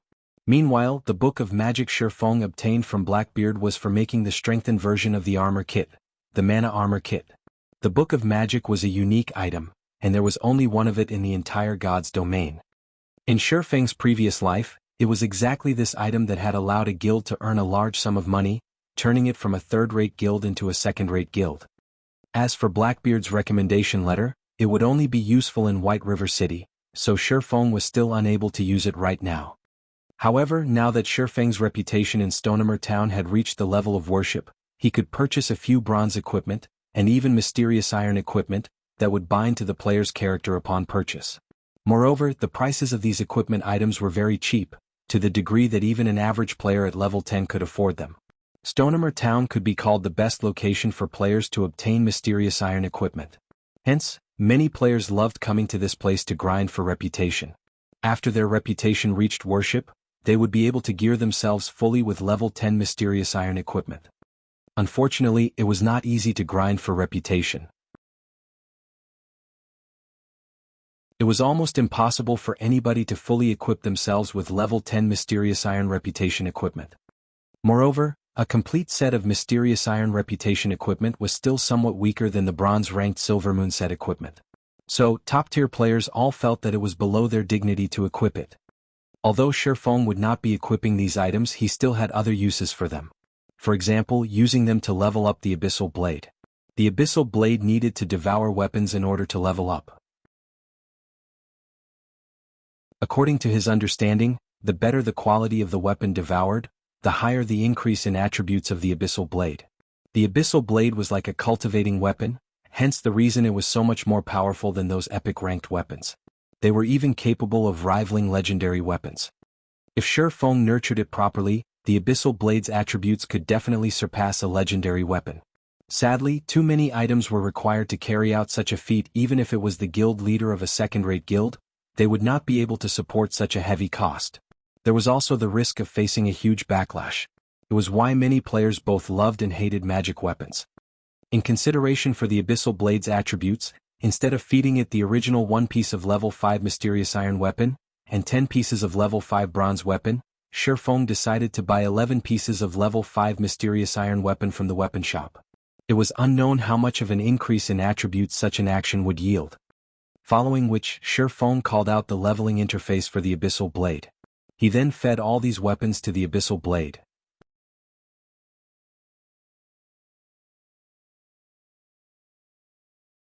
Chapter 96, Magic Weapon Transformation. After choosing the weapons to devour and clicking level up for the Abyssal Blade, the Abyssal Blade suddenly let out a dragon's roar. Countless black flames started emerging from the blade of the sword. The black flames then transformed into a dragon's head, immediately biting at the weapons that had been chosen. The dragon devoured the weapons bite by bite. In the blink of an eye, the black flame devoured all 11 mysterious iron weapons, and all of their essences flowed into the Abyssal Blade. The Abyssal Blade no longer looked like a fire poker, and it now gave off a faint cold feeling of sharpness. The blade's color and luster had also become more rustic, similar to a blade covered in dust for many years. When Shifeng held the Abyssal Blade once again, the weapon felt slightly heavier than before. He felt a refreshing feeling when his hand wrapped around the sword's hilt. Shifeng then waved the sword a few times. Wah, wah, wah. The air was like paper, creating tearing sounds as he sliced it apart. The boss of the weapon shop was also a forging expert. When he saw this, his mouth opened wide in shock. He even nearly pulled out his goatee. The ordinary-looking weapon was actually so sharp that it could easily surpass a fine gold weapon. If it were utilized properly, it might even be able to break apart a bronze weapon with a single slash. Good sword. Shifeng waved the Abyssal Blade a few more times. After leveling up the sword, Shifeng felt that it had become much more suitable for him. He then checked the Abyssal Blade's attributes. Abyssal Blade, magic weapon, one-handed sword. Attack power 39. All attributes plus 14. Attack speed plus 5. Ignore monsters level by 5 levels. Attacks have a 15% chance to cause 2 times damage, 10% chance to induce Doom Curse, reducing all stats by 40%, lasting 30 seconds. If wielder belongs to any swordsman job, all skill levels plus 2. Increase free ability points received by 2 points for every increase in level. Equipment level 5. Can be leveled up. Devour 10 level 10 bronze equipment and 1 level 10 mysterious iron equipment to level up to level 10. Can be evolved, unknown. Additional skill 1, Phantom Kill. Instantly creates a doppelganger. You can control this doppelganger. Doppelganger will have 50% of original body's attributes and all skills. At the same time, doppelganger and the original body can be swapped. Duration of 35 seconds. Cooldown, 5 minutes. Additional skill 2, Abyssal Bind. Binds enemies and prevent movement, reducing defense by 100%. Duration of 3 seconds. Cooldown, 1 minute. Additional skill 3, 9 Dragon Slash. Instantly create 9 phantoms of the Abyssal Blade for the wielder to use. Each phantom sword is capable of dealing up to 30% damage. Duration of 24 seconds. Cooldown, 5 minutes. The Abyssal Blade was personally created by Master Smith Alice's using the Black Dragon King's fangs as material. It is one of 36 famed swords and it is ranked 31st. However, this sword has been cursed by the Black Dragon King. Aside from being able to provide the wielder with immense strength, there will be a backlash every period. However, after being remodeled by Jack using a star crystal, the strength of the backlash has been greatly reduced. If the wielder is unable to suppress the backlash, the wielder will receive the curse of the Black Dragon King, permanently reducing all attributes by 50%. Unable to be dropped. Unable to be traded. The Abyssal Blade's attributes increased by quite a lot. Just its attack power alone could rival a level 5 mysterious iron two-handed weapon. With the basic attributes included, it would far exceed even a level 5 secret silver two-handed weapon. It was a one-handed weapon that had the destructive power of a two-handed weapon. Moreover, a one-handed sword was much lighter and its speed was much faster. That meant the Abyssal Blade possessed both the destructive power of a two-handed weapon and at the same time, the lightness and speed of a one-handed weapon. This was the terrifying part of magic weapons, and only master smiths were capable of forging such weapons. With such a result, Shi Feng was looking forward to the Abyssal Blade's rise to level 10. Originally, Shi Feng intended to sell off the level 10 fine gold greatsword he had obtained from the Sun Temple. However, he dismissed that notion. If he were to let the Abyssal Blade devour this weapon, he wondered just how much of an increase the Abyssal Blade would have. However, it was but a thought of Shi Feng's. To obtain an overall positive increase, it would not be possible just depending on a single weapon. Shi Feng would, at the very least, need to pair it up with 10 level 10 secret silver weapons. Currently, even mysterious iron weapons were as rare as a phoenix's feather, not to mention priceless secret silver weapons.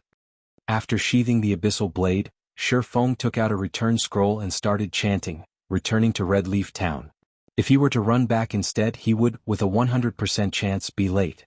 If he were to make the snow goddess wait for him, he dared not to think of the consequences. Red Leaf Town Trade Area. After Shi Feng transformed back to his original appearance, he made some minor adjustments to the appearance of the Silver Moon set equipment. It now looked more like an assembled set of bronze equipment. If Shi Feng were to appear in front of Gentle Snow with his original appearance, she would definitely find something fishy about it. At that time, Shi Feng would not find it easy to explain himself. "Brother Feng, we're over here." Blackie stood up and shouted as he saw Shi Feng walking over. The others as well stood up to welcome Shi Feng when they saw him approaching, sending gazes of appreciation at him. If Shi Feng had not let Blackie carry them, they most likely would not have been able to reach level 5 so quickly, and very likely, they would still be struggling at the bottom of the ranks. Currently, most of the veteran players in God's domain were level 4, and a minority had reached level 5. However, there was nothing great about the equipment they were using. If veteran players were lucky, they might possess 1 or 2 pieces of bronze equipment that had good attributes. Only those expert players would possess 6 or 7 pieces of bronze equipment. On the other hand, every one of them now possessed 7 or 8 pieces of bronze equipment. Originally, this reason alone already caused them to be extremely grateful towards Shi Feng. They all decided to continue following Shi Feng. They never thought that Blackie would actually be willing to sign a contract with them, allowing them to join Zero Wing Workshop and become one of its official members. They could also enjoy a monthly salary of 4,000 credits. They were not just fools playing a game. They knew the treatment an official member received in other workshops. The treatment for official members of top-ranking workshops in the city only received a monthly salary of 3,000 credits. Even so, many veteran players would still try to worm themselves into these workshops in whichever way they could. Meanwhile, they were just a bunch of fresh noobs, yet they actually had a monthly salary of 4,000 credits. This situation was just like a dream to them. Although they requested to lower the treatment they received, Blackie had firmly rejected all of them. He had said that Shi Feng had personally declared it as such, and no changes were permitted. Helpless, they could only sign the contract, becoming official members of Zero Wing Workshop. Although they looked well off now, deep in their hearts they were very clear about their own strengths. It was practically impossible for them to get invited to a workshop. It would be a good thing if they could even become outer members, not to mention official members. Shi Feng swept a glance at everyone's equipment.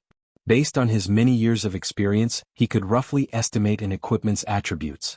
The basic attributes of the equipment his party members were wearing had definitely exceeded the elite members of many small guilds. However, it was still not enough. Let's make a trip to the warehouse first. Everyone was confused. What were they going to do at the warehouse? However, they did not question Shifeng's decision, only following him. Arriving at the bank, Shifeng retrieved all the equipment that could be used by his party members. He obtained all of the equipment from the treasure chests he opened in the Moonlight Forest. Every piece of the equipment had extremely good attributes. Everyone was dumbfounded when they saw the equipment. They had ceaselessly grinded monsters and had even killed quite a few elites.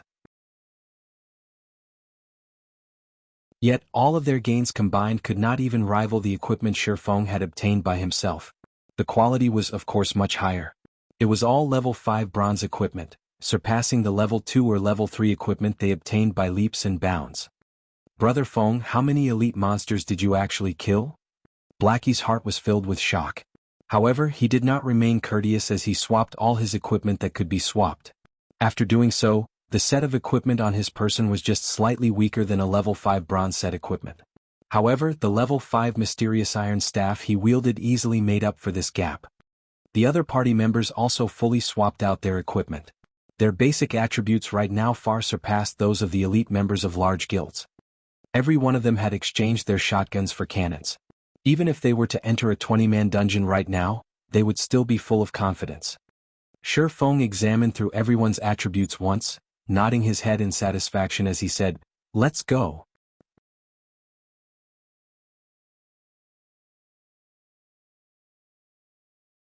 Chapter 97, Gathering of Heroes. Dark Moon Valley, Dark Moon Graveyard. Countless tombstones stood around a dilapidated chapel. In the midst of night, one could hear wails of agony coming out from the tombstones. Meanwhile, kobold assassins roamed the dark and hidden locations around the broken-down chapel. This place was the most famous location of Dark Moon Valley.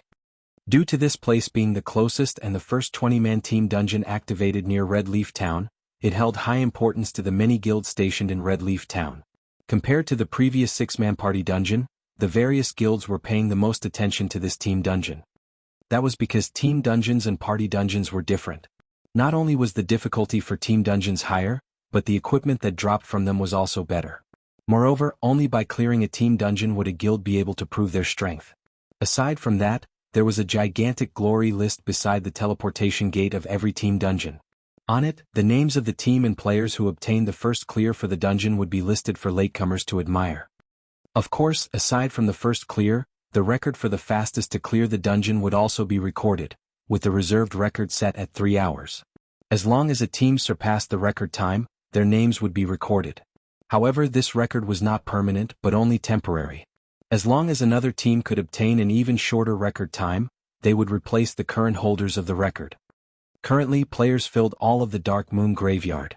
Aside from the various large guilds from Red Leaf Town, there were plenty of temporary groups attempting to challenge this team dungeon. Wow. It's just as expected of the competition for the first clear of the team dungeon. The equipment on these guys is just too gorgeous. Our temporary group has no chance of competing against them at all. That's only natural. Why don't you look at just how many times these guilds have cleared the level 3 to level 4 party dungeons? Even the team belonging to the weakest guild here would have 7 to 8 pieces of bronze equipment on each party member. Look at Martial Union over there. All of their members are wearing bronze equipment. Their leader, Ironsword Lion, is wearing the Wolf Fang set equipment that can only be obtained from the level 4 dungeon, Black Wolf's Denver.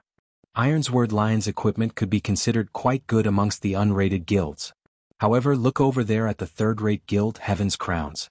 The equipment on their elite team's vice leader, Passenger of Wind, is the Spirit Wind set equipment obtained from the level 4 advanced dungeon, Ghost Fortress. The players of temporary teams gazed at the equipment of the guild teams in envy. They spoke about the items as if enumerating their own family's valuables, and the more they spoke, the more drool leaked out from the corner of their mouths. Only the elite parties of guilds could clear those high-difficulty party dungeons. Unaffiliated individuals like themselves could only look on with envy.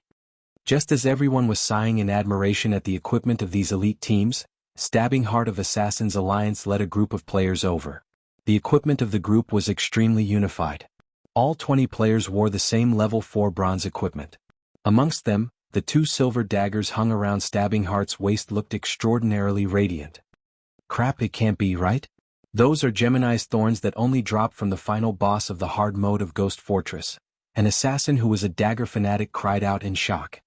Suddenly, the team leaders and upper echelons of the other guilds all cast sidelong glances over to Stabbing Heart. This design and color were exactly the same as the information displayed on the official announcement. As expected of a second-rate guild, the Assassins' Alliance's strength cannot be taken lightly. They managed to clear the hard mode of Ghost Fortress without anyone noticing. Meanwhile, until now we have merely killed off the first boss of hard mode. Passenger of Wind sighed with regret. Humph. So what if they manage to clear the hard mode?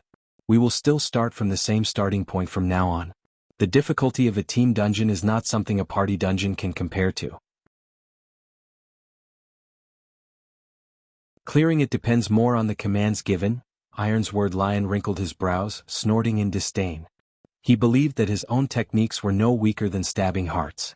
If he had not been ambushed by that Yi Feng, causing him to lose a level, the party he led might have been able to clear the hard mode of Ghost Fortress. Interesting, when Shadow's leader Zhang Luowei heard the discussions of the other guilds, a faint smile appeared on his face. He was immensely arrogant, as if he did not place importance on any of these players. The various guilds present were unwilling to comply with each other. After all, God's domain had only recently begun. Nobody would know what the future would bring. The Assassins' Alliance was only this powerful due to their strong initial foundation. However, the first clear for the Dark Moon Graveyard could not be obtained just by relying on a strong foundation.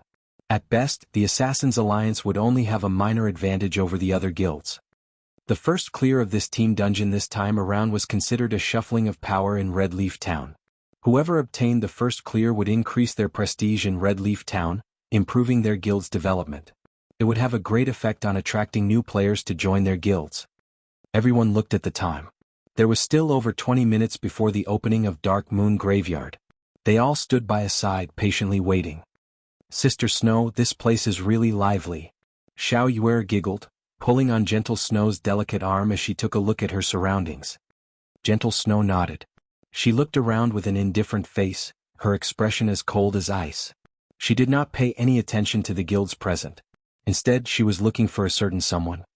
Although Gentle Snow and her group kept a low profile when they arrived at the Dark Moon Graveyard, everyone's sights still unconsciously turned towards the group, including the upper echelons of the various guilds. They still possessed the chance to compete in the case of second-rate guilds. However, it was but a fleeting dream for them to compete against a first-rate guild. The main reason being the gap between a first-rate guild and a second-rate guild was just too wide. Not only was there a difference in the number of players in the guild, but there was also the difference of the quality of players and fundings. Just by standing in this place, Gentle Snow caused a great pressure to loom over the upper echelons of the many guilds present. As for the cause for this pressure, aside from the disparity between their guilds, the disparity between personal strength was also one of the causes. As long as one played virtual reality games, they would certainly know of the Snow Goddess. However, this name was not praise for Gentle Snow's stunning complexion, but for her frightening strength. As expected of the Snow Goddess, the equipment on her body is likely the most top-notch equipment available to players at this stage of the game. Stabbing Heart inwardly admired the silver-red battle armor that Gentle Snow wore. This was the Flame Light set equipment that could only be obtained from the level 5 advanced dungeon, Lava Cavern. The Assassins' Alliance was never able to clear this dungeon. Moreover, this Flame Light set was a mysterious iron set equipment that would only drop from the hard mode of the dungeon. The set equipment was much better than any other equipment, not to mention the crimson-colored Flame Spirit Greatsword in Gentle Snow's hands. That was a level 5 secret silver two-handed sword. The weapon itself could easily overwhelm his pair of mysterious iron-ranked Gemini's thorns. The pressure this set of equipment gave off to the other experts present was enormous. In addition to Zhao Yueru and Xiao Yuer's mysterious iron equipment, Gentle Snow's group practically flattened everyone else at the Dark Moon Graveyard. How were these experts supposed to compete against Gentle Snow's group now? Why isn't he here yet? After taking a look around, a faint layer of frost appeared on Gentle Snow's face as she was unable to discover Shifeng's figure anywhere. Ah! Snow, that guy must have known that he would just humiliate himself, so he didn't dare show up. Why don't we just call a few more members over? Zhao Yueru stuck out her impressive twin peaks, laughing delightfully. Gentle Snow gave Zhao Yueru's words some thought. The first clear for the Dark Moon Graveyard was extremely important. If Shi Feng really was not coming, then she should be making some preparations ahead of time. Just as Gentle Snow was prepared to contact her subordinates, Shi Feng and his party ran over. "Sorry I've made you all wait," Shi Feng scratched his head apologizing. Although he hurried over, the distance was just too far. Moreover, they had met a level 5 extremely rare elite on the way here, so they had wasted some time.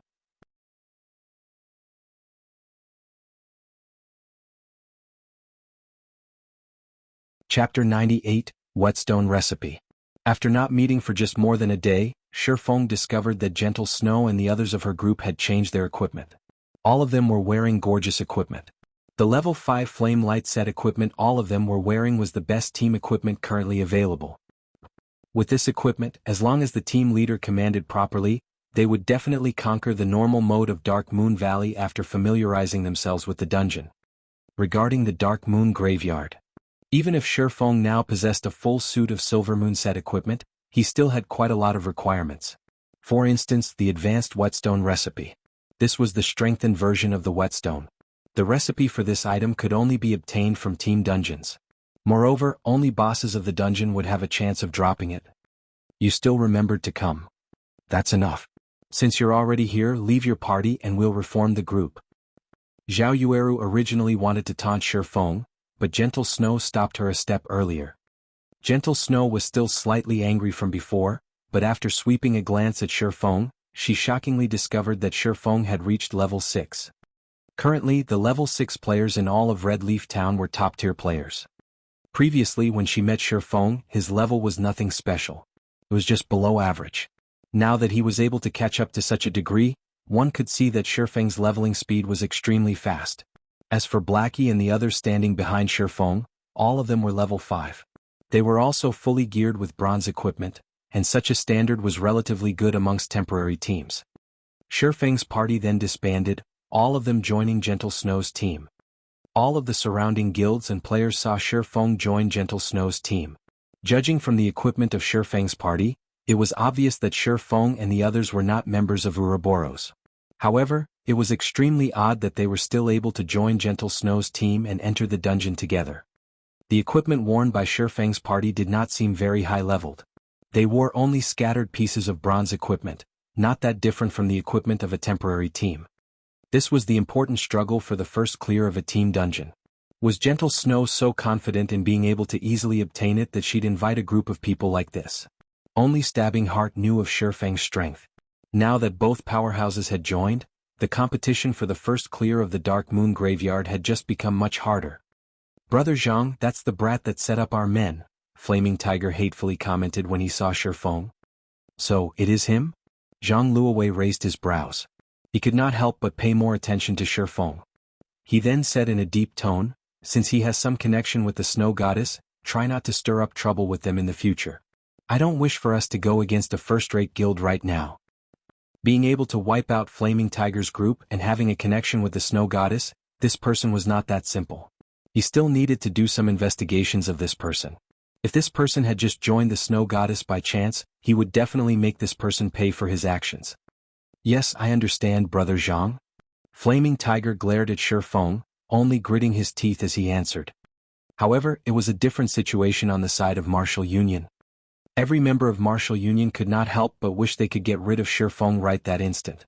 It was especially true for Ironsword Lion. Previously he put out the word that he would kill Shi Feng back to level 0. Now that he saw Shi Feng had already reached level 6, one level higher than Ironsword Lion himself, he felt extremely humiliated. What is that group of assassins doing? They actually allowed him to wash away his red name and even rise to level 6. Just the fact that Shi Feng was standing in this place and scathed, caused the light on Ironsword Lion's face to fade. His face turned crimson from anger, saying, "Immediately contact the party of assassins. What exactly is going on here?" "Boss, what's up?" one of the assassins standing guard in front of the hotel asked. "What's up?" Ironsword Lion nearly suffocated from anger when he heard those words. He bellowed, "I told you all to pay attention to Yi Feng, yet what have you all been doing?" Boss, we've constantly been keeping an eye out for him. However, Yi Feng has not set foot outside the hotel. I'm guessing that he must be afraid, the assassin said, puzzled. You've constantly been keeping an eye out for him? Then you tell me, who is this person that I am looking at? Ironsword Lion sent a screenshot asking coldly. Impossible. We've really been constantly keeping an eye out for Yi Feng and he never came out. The assassin, immediately dumbfounded, looked at the screenshot. You're a bunch of rubbish that can't even keep watch over a single person. Get out of Martial Union immediately. I don't wish to see you any longer. Rage completely flooded Ironsword Lion's mind. Shortly after, he turned to glare at Shi Feng, saying to his subordinate, call some men over, as many as you can. After they're done with the dungeon, I want him dead immediately. Boss Ironsword, this wouldn't be a good move, right? No matter how you put it, he still has some connection with the snow goddess. If we create a bad relationship with Ouroboros, it would be detrimental to the development of our guild, a druid said. Out in the streets, we live by depending on our reputation. Now that someone has stomped our reputation to the ground, who cares about anything else? Ironsword Lion said in disdain, so what if she's the snow goddess? She still hasn't met this daddy right here. I don't believe that a stupid skank like her could do much to me. If she knows how to be tactful, I can still give her some face. If not, then I'll kill her back to level 0 as well. Boss is right. God's domain just has slightly more players. How prestigious was it during those years that we swept across Martial World? Now we can also sweep across God's domain just like before. What should we be afraid of? The players that had constantly followed Ironsword Lion all voiced out their agreements, all of them releasing the aura of a mad dog from their bodies. In their opinion, one had to be fierce when playing virtual reality games. Compared to Wuxia games, God's domain merely had more players. Moreover, they had to take into consideration so many problems every single day. What good was worrying about each and every little thing? Won't everything be solved if they just killed these first-rate guilds into submission? They had only depended on being fierce to succeed in the previous Wuxia game they played, and it would be the same in God's domain. Only the druid, who had only recently joined, helplessly shook his head. These people were insane. Shi Feng did not notice the movements of Martial Union. He only discussed the matter of cooperation with Gentle Snow. The items dropped from the dungeon will be distributed according to job requirements. If both sides require the same equipment, then there should be no problem if we just roll for it, right? We don't have any problems with the distribution of equipment. However, I want priority over the recipes and materials for lifestyle jobs. Shi Feng's goal in coming here was the advanced whetstone recipe, while equipment didn't really matter to him. Don't forget that we are the ones who will be carrying you through the dungeon. Moreover, do you know how valuable the recipes for lifestyle jobs are? After hearing Shi Feng's words, Zhao Yueru stamped her feet in anger, bellowing like a fierce tigress. The other members of Gentle Snow's team were also feeling aggrieved. Shi Feng and his party were just a group of wild players. They were already extremely benevolent by rolling to distribute the equipment. Despite that fact, Shi Feng was still trying to take advantage of them. Brother Feng, your request is going slightly overboard. In any case, our equipment is slightly weaker than theirs, and even just clearing the dungeon would be a problem for us. So why don't you change your requirements? Blackie advised. Although their equipment was very good, compared to the set equipment of these people, they were clearly still a step behind. Being able to roll for equipment was already a good condition.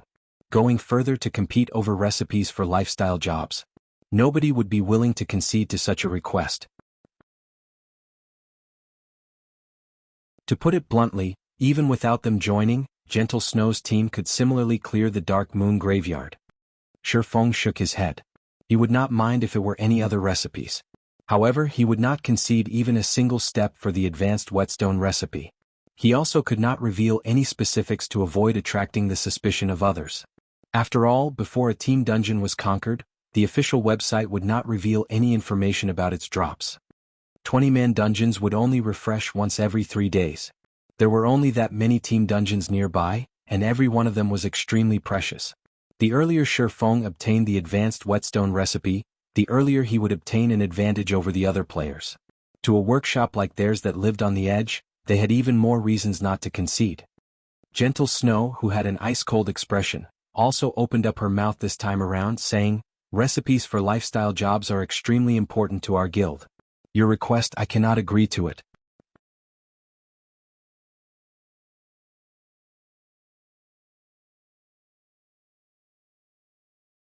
Chapter 99, Dark Moon Graveyard. Gentle Snow's single sentence determined the final verdict, not allowing anybody to refuse. After having worked with Black Flame, Gentle Snow discovered the importance of lifestyle jobs. Although their influence towards God's domain was small right now, who could guarantee that it would remain so in the future? Hence, she would not let even a single recipe that dropped from the dungeon slip by. With Gentle Snow's approval, the confidence of the members of Ouroboros grew. Every one of them looked towards the foolish-looking Shifeng. Now that our leader has refused, let's see how you are going to continue acting arrogant. If you have the ability, then form your own team to enter the Dark Moon Graveyard. We will have an easier time that way as well.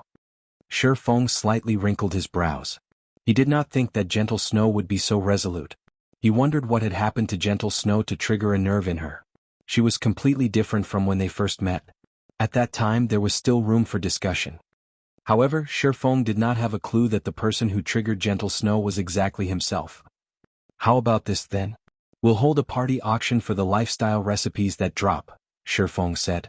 Without having any better options, he could only take a step back and make some compromises.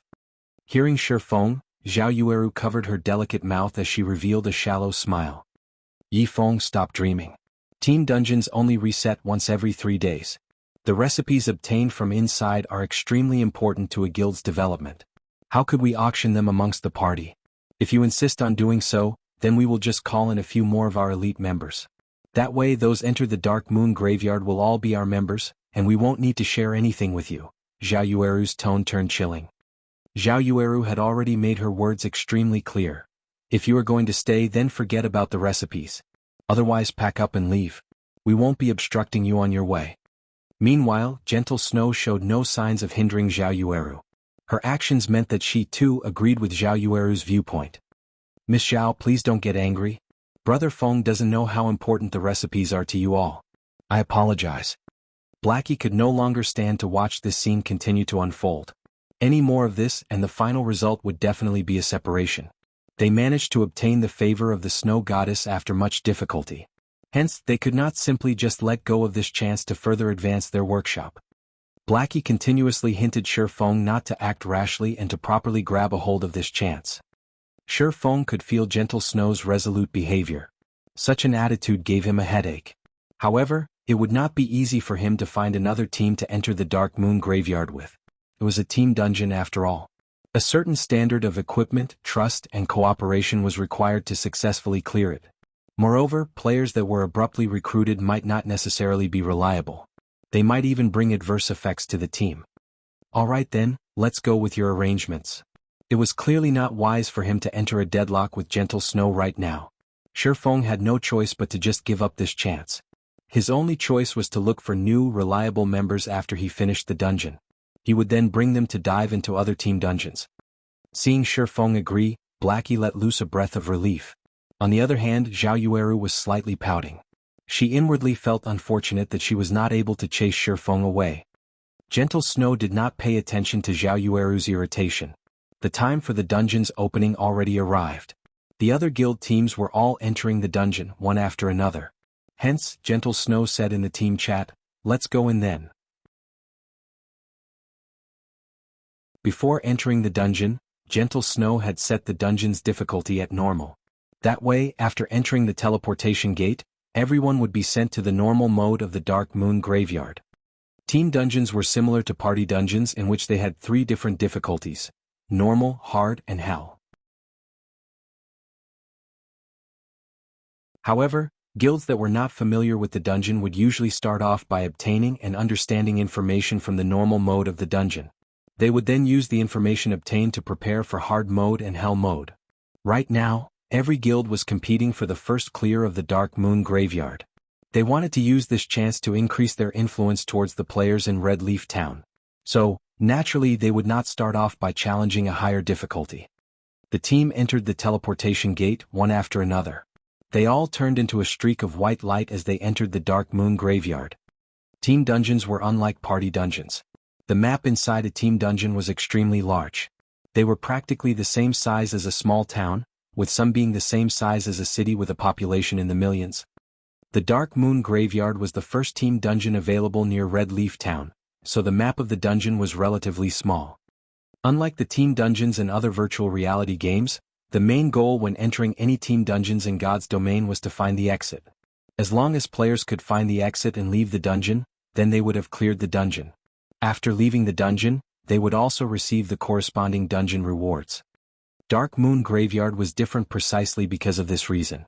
Taking into consideration that this was the first time players of God's domain came into contact with team dungeons, the Dark Moon Graveyard's difficulty was lower than other team dungeons. Players only needed to consider one key point when inside the dungeon: survive. As long as they could survive and leave through the exit, they would clear the dungeon. Immediately after everyone entered the Dark Moon Graveyard, a chilling wind ambushed them, causing their entire bodies to shiver. It was past dusk in this place and a red moon hung above the sky, shining down on the earth. Gravestones littered the wasteland, and the gigantic stones formed one gigantic maze. A strange atmosphere filled the place, coupled with countless wails of anguish. I'll divide up our responsibilities first, so when the time comes, just make sure you do your own part. Gentle Snow was not even the slightest bit shocked by the strange atmosphere. Instead, the corners of her lips curved upwards, forming an excited smile. Although they wasted several minutes, they properly determined each team member's responsibilities. That way, whenever anything unexpected occurred, everyone could react with the quickest time possible. The team had a total of 4 healers, with 2 being clerics, 1 oracle and 1 druid. There were 2 MTs in the team. One of them was a shield warrior, the other, a guardian knight. Meanwhile, Shifeng was arranged into the dagger party. The party's main goal was to combat at the front lines. On the other hand, Lonely Snow was arranged into the protection party. Their main goal was to protect the team's lifeline, the healers. Alright, scout party, search for a path. We will follow behind at a slower pace. Once Gentle Snow was satisfied with the team's formation, she arranged for 2 assassins to scout ahead. After entering the wasteland maze, the 2 assassins immediately reported the situation they discovered. Gentle Snow responded immediately, allowing her team to advance towards the best possible route and easily avoid the traps set up by the Kobold Assassins and Kobold Warriors. Kobold Assassin, Common Rank. Level 5. HP 1 600/1 600. Kobold Warrior, Elite Rank. Level 5. HP 3 500/3 500. If they triggered the trap here, they would have to go up against more than 30 Kobold Assassins and 7 or 8 Elite Kobold Warriors. Such a situation would definitely cause major losses to the team. Thanks to Gentle Snow's quick decisions, the team inched closer and closer towards the maze's exit. On the way, they only needed to kill a small amount of kobolds. Even Shifeng was slightly shocked by Gentle Snow's leadership. It was as if all matters within the Dark Moon Graveyard were within the palms of her hands. Zhao Yueru walked up to Shifeng's side, proudly saying, "What do you think? You should see how far apart your strengths are now, right?" Shifeng remained silent. He did not pay much heed to Zhao Yueru, his hand only tightening its grip on his treasured sword hanging on his waist. Humph. Speechless now, are you? Zhao Yueru thought Shifeng was tacitly agreeing, her heart feeling a wave of pleasure. However, not long after Zhao Yueru felt pleased with herself, 2 blood-curdling screams came through the team's chat. "Scout party, what happened?" Gentle Snow hurriedly asked. "System, player White Cry has died. System, player Wind Shadow has died." What happened? When Zhao Yueru saw that the 2 players who died were both from the scout party, her heart filled with questions. However, nobody answered Zhao Yueru. Due to the settings of God's domain, players were unable to initiate communication after death. Everyone immediately tensed up. They watched their surroundings vigilantly. The mysterious deaths of the 2 players informed the members of Ouroboros of one thing. Both players who died had very good techniques. Otherwise, they wouldn't have become elite members of Ouroboros. Their sudden deaths and the lack of even the slightest information could only mean one thing: this place had become extremely dangerous.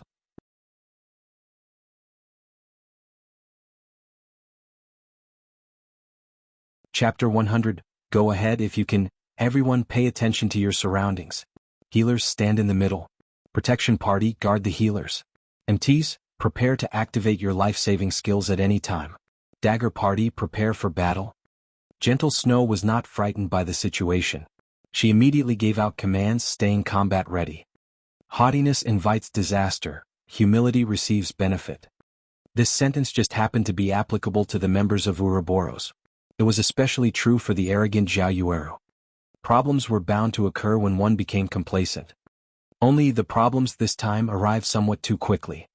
Jianghu, who was still relaxed, suddenly tightened her grip on her crystal staff. She was no longer acting cheerful or witty, her expression now turned solemn. She observed her surroundings for every little detail, revealing the unquestionable quality of an expert. The other members of Ouroboros also no longer dared be careless.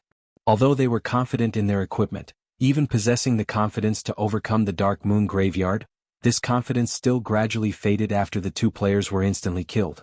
They could not help but become cautious and timid. As for Shifeng's party, they were even more nervous. Inside their hearts, they were still considering themselves to be a bunch of noobs. Meanwhile, the elite members of Ouroboros before them were experts. Their techniques surpassed them by leaps and bounds. However, such experts that wore top-tier set equipment still died an unfathomable death. This Dark Moon Graveyard was just too horrifying. Seeing everyone in such a panic, Shifeng remained incomparably calm. As for what actually happened, nobody had a better understanding of it than him, or rather he long since predicted such a situation. Since Dark Moon Graveyard had a lower difficulty, depending on equipment and some experts, it was easy enough that it could be relaxingly cleared. However, in Shifeng's previous life, an unknown number of guilds fell to the dungeon over and over, to the degree of cursing someone's mother. Based on the strength of Gentle Snow's team, they would still be able to clear the dungeon, even after being team-wiped over a dozen times. Only the price to pay for such an action was very high. Something's coming. MTs, pay attention, Shifeng warned. He squinted his eyes, looking towards the fog that floated nearer. Everyone abruptly tensed, looking over. What's that? The shield warrior discovered a blurry figure inside the mist. The figure was hidden inside the murky fog, preventing anybody from getting a clear look at it. The team only knew that the thing was gradually wobbling closer, step after step, crawling as slow as a snail. As the distance between the two sides shortened, the wails of anguish became louder, causing all those present to have goosebumps. Just when the figure was about to leave the fog. MTs, activate your life-saving skills. Shifeng yelled. However, the shield warrior paid no attention to Shifeng's words. He had always looked down upon Shifeng in his heart. The last time they met, Shifeng was just a noob who got lucky. Shifeng was only able to attract their leader's attention because he familiarized himself with God's domain ahead of time. Although Shifeng was currently reached level 6, he had definitely depended on his familiarity with the quests and monsters in order to level up so quickly. He did not truly possess strength. Even if Shifeng's skills were good, the number of experts Ouroboros had recruited over the years from other virtual reality games exceeded 5,000. They were not lacking people such as Shifeng at all. In other words, within Ouroboros, there were plenty of players that were much better than Shifeng. Although the shield warrior did not pay attention to Shifeng's words, the guardian knight, Kola, had always trusted in Shifeng. He had, at the first instance, activated protection blessing on himself. Just as the figure within the fog was about to reveal itself, two black rays of light shot out from the fog, reaching the MTs on the front lines in the blink of an eye. These two rays of light were as swift as bullets. The bulky MTs had no way of dodging them. At that moment, Gentle Snow only shouted, "MTs, use your life-saving skills." Unfortunately, Gentle Snow was still one step behind. One of the black rays immediately pierced the shield warrior's body, a damage of -1,600 appearing above his head. He was killed instantly. The shield warrior's eyes affixed to his chest where the black ray penetrated, unwillingly passing on. Meanwhile, after activating protection blessing, the damage Kola received reduced by 50%. In addition to the secret silver rank sky armor that he received from Shifeng, Kola only received slightly more than -500 damage, losing slightly more than half of his HP. Everyone was dumbfounded after seeing this. A level 5 MT wearing bronze set equipment died just like that. Meanwhile, more figures started appearing out of the fog. When Gentle Snow recalled the terrifying black rays from before, she immediately commanded, "Healers, heal. Everyone retreat. Guardian Knight, cover everyone else's retreat. Anybody with a defense skill, pay attention and protect the Guardian Knight." Hearing Gentle Snow's commands, Kola hesitated slightly. He turned to look at Shifeng, intending to wait for Shifeng's command. Retreat then. Pay attention to your positioning and maintain a straight line with the people behind. Shifeng nodded his head. After receiving Shifeng's orders, Kola immediately took action. Seeing such a scene, Gentle Snow felt slightly upset in her heart. However, she did not voice it. On the other hand, Zhao Yueru was not as willing. A noob like you, instead of listening to Snow's commands, you actually listened to that lucky dog shit's words? Was he trying to imply that the Snow Goddess' strength and commands weren't as reliable as Shifeng's? However, just as Zhao Yueru was about to open her mouth, she immediately snapped it closed. That was because, while Kola was retreating, he was actually able to simultaneously use his shield to block the black rays that fired towards the other players. He was even able to dodge the attacks of the black rays while, at the same time, retreating in an orderly manner. Such a feat was absolutely impossible for a fresh noob to accomplish. His skills were even better than their own shield warriors by a thread. With 4 healers healing him, Kola was able to maintain his HP above the safety line. During the occasional desperate moments, Shifeng would use parry to help Kola block the black rays, allowing Kola to retain his life. Such scenes caused the members of Ouroboros, who had been previously dissatisfied with Shifeng, to have a change of heart. They questioned whether they were able to carry out such actions. Moreover, Shifeng rescued Kola multiple times now, proving that it was not just a coincidence but skill. As long as Kola did not die, the remaining team members would remain safe. Could be said that Shifeng was holding on to the lives of the entire team. It would seem that I have still been underestimating him. Gentle Snow started viewing Shifeng in a different light. Although she too helped Kola block some attacks, her actions were not as natural and pleasant as Shifeng's. He was capable of blocking the attacks while not hindering Kola's movements. After everyone retreated some distance, they were finally able to clearly see the figures within the fog. They had gigantic bodies with the height of 2 people. Their arms were both equipped with black, metallic claws. When they attacked, their claws were like swords shooting forth and sheathing quickly after, all within a blink of an eye. Kobold Zombie Special Elite. Level 6. HP 5,000/5,000. Just a single Kobold Zombie was headache to them. However, there were a total of 6 Kobold Zombies that appeared from the fog. Such numbers practically demanded their lives. To make matters worse, a group of Kobold warriors also appeared in their path of retreat. Everyone finally understood the difficulty of a team dungeon. Its difficulty was practically over 10 times that of a party dungeon. We're finished. Zhao Yueru felt despair in her heart when she saw the number of elites and special elites. How are we supposed to fight this many elites and special elites? Moreover, they have both ranged and melee to cooperate with each other. The other team members similarly agreed with Zhao Yueru's opinion. Is there no way for us to pass through? Gentle Snow creased her brows. She was unwilling to just leave the dungeon like this. At that moment, Shifeng opened his mouth saying, if we utilize the terrain properly and cooperate well with each other, it is not entirely impossible. The members of Ouroboros felt displeasure in their hearts when they heard Shifeng. He was wholly mocking the inability of Gentle Snow's commands. Easier said than done. Who would know how to deal with this many elites and special elites? Go ahead if you can, Zhao Yueru sneered, looking at Shifeng with disdain.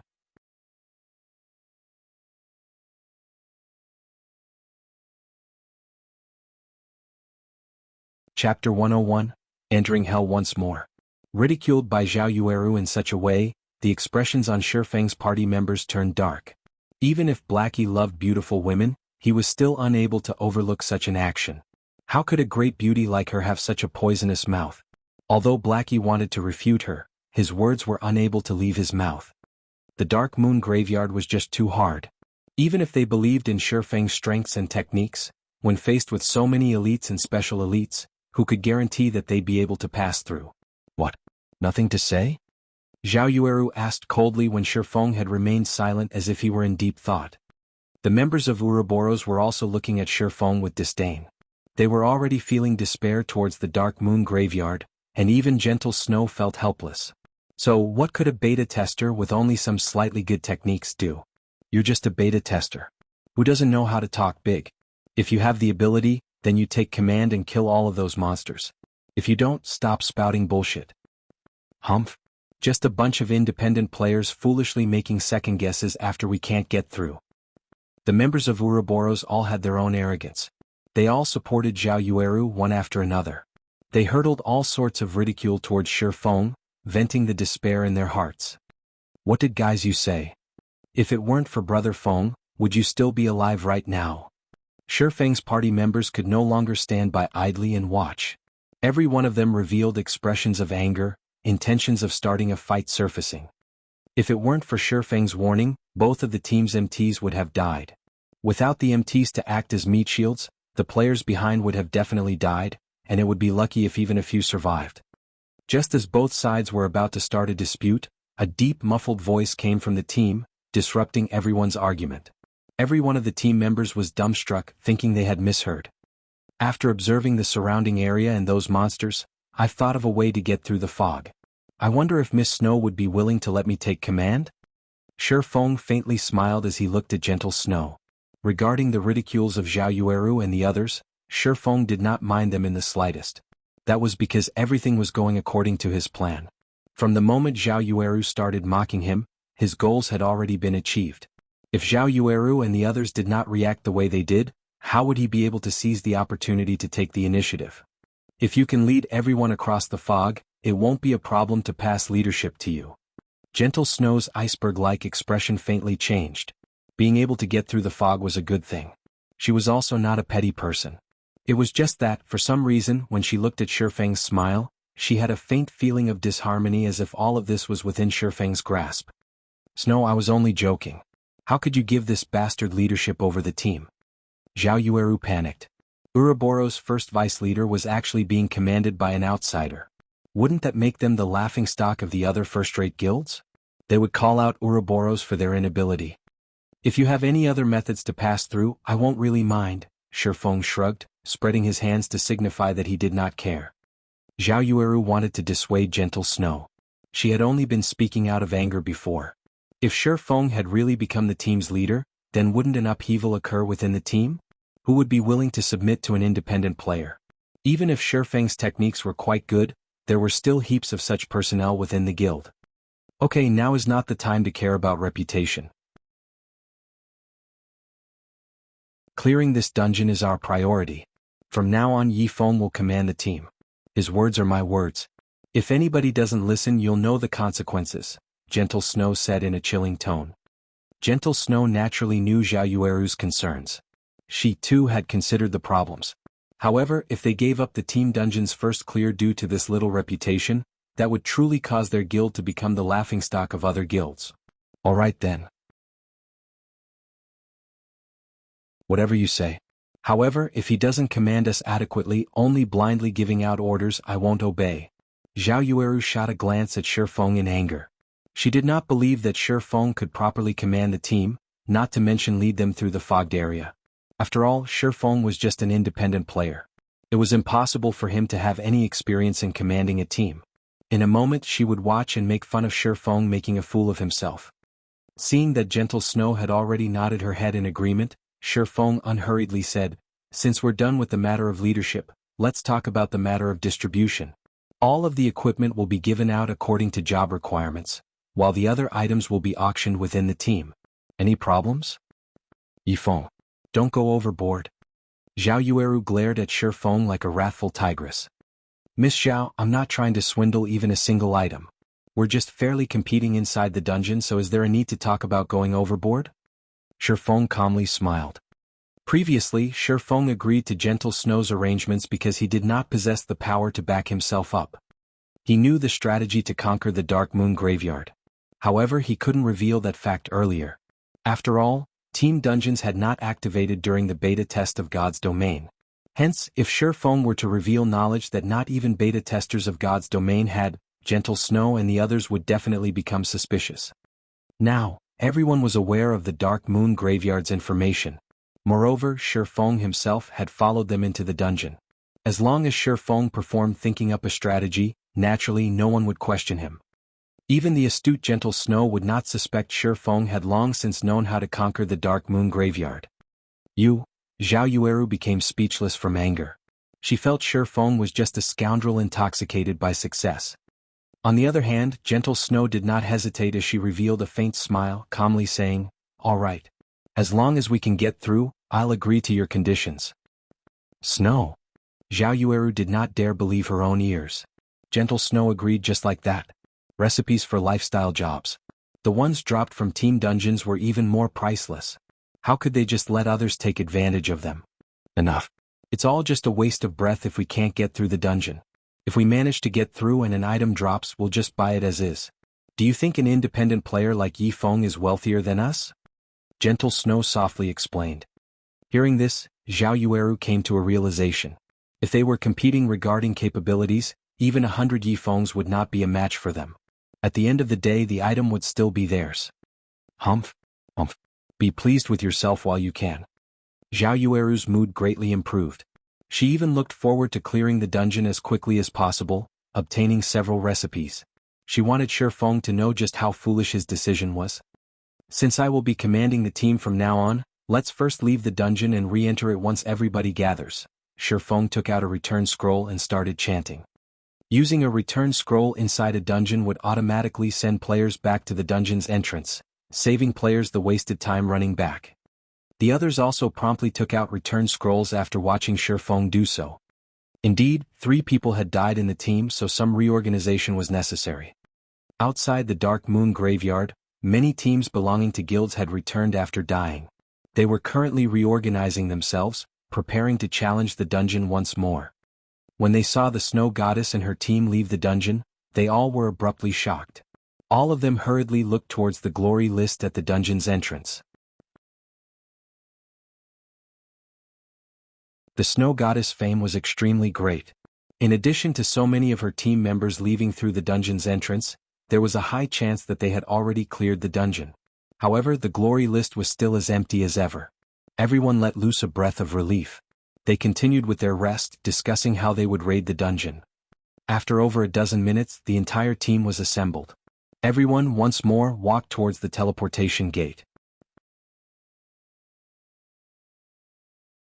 As the leader of the team, Shi Feng immediately adjusted the dungeon's difficulty to Hell mode. Immediately, the color of the teleportation gate changed.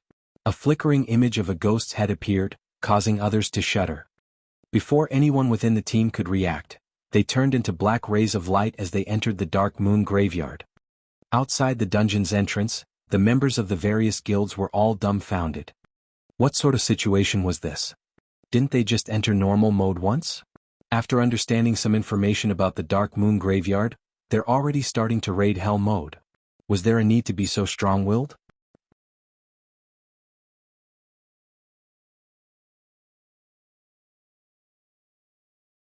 Chapter 102, Kobold King 1. The sky was dark, and the bright moon illuminated all of the Dark Moon Graveyard. Compared to the normal mode of the Dark Moon Graveyard, a great expanse of dense fog shrouded the wasteland. Not only did it obstruct one's vision, but it also carried with it an endless air of murder. It was like a battlefield. A heavy and oppressive feeling permeated the wasteland, causing one's body to grow sluggish. This is the Hell mode of the Dark Moon Graveyard? Gentle Snow surveyed her surroundings, revealing an indifferent smile. She discovered that the fog here was almost alive, and she felt as if she were being watched. Moreover, there were crimson-red spots glowing, floating about the fog, most likely the blood-red eyes of the kobolds. Just the number of monsters here far exceeded that of the normal mode. Moreover, there was also the dense fog hindering one's vision, greatly increasing the difficulty of battle. Yi Feng, what are you trying to do here? Why did you bring us to Hell? Zhao Yueru looked towards Shi Feng, interrogating him. After experiencing the terror of normal mode, even an idiot knew how horrifying Hell mode would be. This was not a place for people at all. Right now, they could not even clear normal mode, so coming to Hell mode was just plain suicide. Gentle Snow was also curious as to why Shi Feng had done such a thing. Judging from Shi Feng's behavior, he was definitely not a brainless person. Even Shi Feng's own party members were extremely curious. They had clearly agreed on entering the normal mode, yet why had they entered Hell mode? I'm the team leader now, my words are final. Since I've chosen Hell mode, I obviously have my own reasons. You may leave if you have any opinions about it, I won't be stopping you, Shi Feng said with a smile. What comes around goes around. Previously, he had only humbly submitted to Zhao Yueru because he could not reveal his hand. Now that they were in his territory, naturally he would no longer act with modesty. You bully. Zhao Yueru's almond eyes widened into circles as she glared at Shi Feng, her twin peaks bouncing indefinitely. She stomped the rock beneath her feet, unable to find any words. She gritted her teeth, immediately turning her head away and no longer looking at Shi Feng. This scoundrel actually went so far as to use her previous words to spite her, possessing not even a hint of a gentleman. When all of this was over, she would properly put Shi Feng in his place. Originally, Blackie intended to mediate between the two. However, when he saw Zhao Yueru's sudden silence, not speaking even a word, he secretly raised his thumb at Shi Feng. As expected of Brother Feng, he even dared meet a great beauty head-on. If he were standing in Shi Feng's position, he would not have been able to do such a thing. Yi Feng, do you really have the confidence to clear Hell Mode? You should know that, although the difficulty is only different by 2 levels on the surface, in reality it is 10 or more times harder. The requirement of equipment, cooperation, and leadership also increases by several levels. I don't want my team members to die a meaningless death, Gentle Snow softly asked. Although the death penalty inside team dungeons was much lower than the death penalty in party dungeons, it was still a 5% experience loss. Moreover, Hell Mode was different than the other difficulties. The loss of experience in Hell Mode after a single death was 10%. Without a success rate of 70% or above, most players were unwilling to dive into the Hell Mode of a dungeon. There should be no problems. However, we still have to try before we can know the results. Shi Feng did not reveal his full opinion. Based on the team's current composition and equipment, Shi Feng was extremely confident of clearing the Hell Mode of the Dark Moon Graveyard. Otherwise, he wouldn't have chosen Hell Mode in the first place. In Shi Feng's previous life, only after going through countless team wipes and experience accumulation, he figured out several methods of passing through the Hell Mode of the Dark Moon Graveyard. If he let Gentle Snow to fumble about slowly, who knew how long he would have to wait or how many team wipes they'd have to go through before they successfully passed through. Watching Shi Feng's calm behavior, after giving it some thought, Gentle Snow decided to support Shi Feng's decision. It was a good chance for her to observe the extent of Shi Feng's capabilities. If he performed well, it would be beneficial to invite him to join the God-slaying army. Gentle Snow nodded. At this time, even if the others were still unwilling, they had no choice but to listen to Shi Feng's commands. However, it was not because they believed in Shi Feng. Rather, they believed in Gentle Snow's decision. After which, Shi Feng started assigning responsibilities. Overall, his arrangements were mostly similar to Gentle Snow's. The difference was that he placed 3 elementalists in the Dagger Party and disbanded the Scout Party to place their members in the Protection Party instead, protecting the healers. After entering the fog, both MTs are to activate your life-saving skills and rush after me without stopping. However, pay attention to dodge attacks. Everyone in the back must also follow, and remember, no matter what happens, never stop moving your feet. Healers only need to use instant cast skills to heal the 2 MTs. Everyone else should use your own recovery potions, Shi Feng explained. If all of you understand, then everyone should use a speed scroll now. Everyone grew suspicious after hearing Shi Feng. What was he trying to do, turn them into kamikazes? He even wanted them to use speed scrolls. Was he complaining that they wouldn't die quick enough? Moreover, they could only earn so much money from a trip into the dungeon.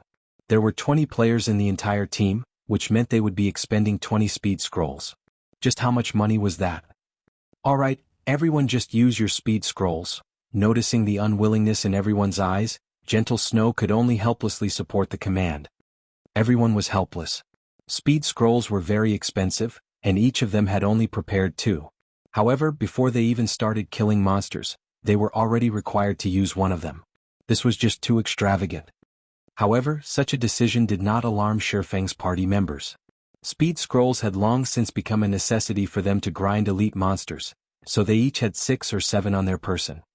After everyone used a speed scroll, they followed Shi Feng towards the entrance of the maze area. Follow closely. I won't concern myself if you fall behind, Shi Feng reminded in the team chat. Having Shi Feng tell them in such a way, everyone became nervous. If they fell behind, needless to say, only death waited for them. Run. After seeing everybody ready, Shi Feng activated his title, Might of 1,000, greatly increasing everyone's attributes. As a result, their running speed also increased. Before shock took hold of anyone over their increased attributes, Shi Feng started running. Every one of them tightly chased after him, disappearing into the fog. Within, the fog massively limited everyone's vision. They could only barely make out an area of 5 yards. After running for some time, Shifeng suddenly said, "MTs, use your life-saving skills. Healers heal." Hearing Shifeng's commands, the 2 MTs started activating their life-saving skills. The healers also started using their healing skills on the 2 MTs. Following which, black rays appeared, fired out from the fog. The black rays struck the 2 MTs, dealing a horrifying amount of damage. Fortunately, the healers constantly replenished their HPs to make up for the damage they received. In addition, the 2 MTs had high movement speeds, reducing the chances of the black rays striking them. With the 2 MTs taking the full brunt of the damage, the other team members behind had nothing to worry about. In such a way, everyone ran after Shifeng for a full 10 minutes, making twists and turns every so often. In between, they all used another speed scroll. If the healers were lacking mana, they would drink mana recovery potions. Such a situation worried the members of Ouroboros greatly. How was this still a dungeon raid? They were just throwing money away. Moreover, everyone clearly felt the countless monsters closely chasing after them. The monsters constantly bellowed, and as long as they halted their steps, those monsters would definitely kill them. Fortunately, this place was just like a maze.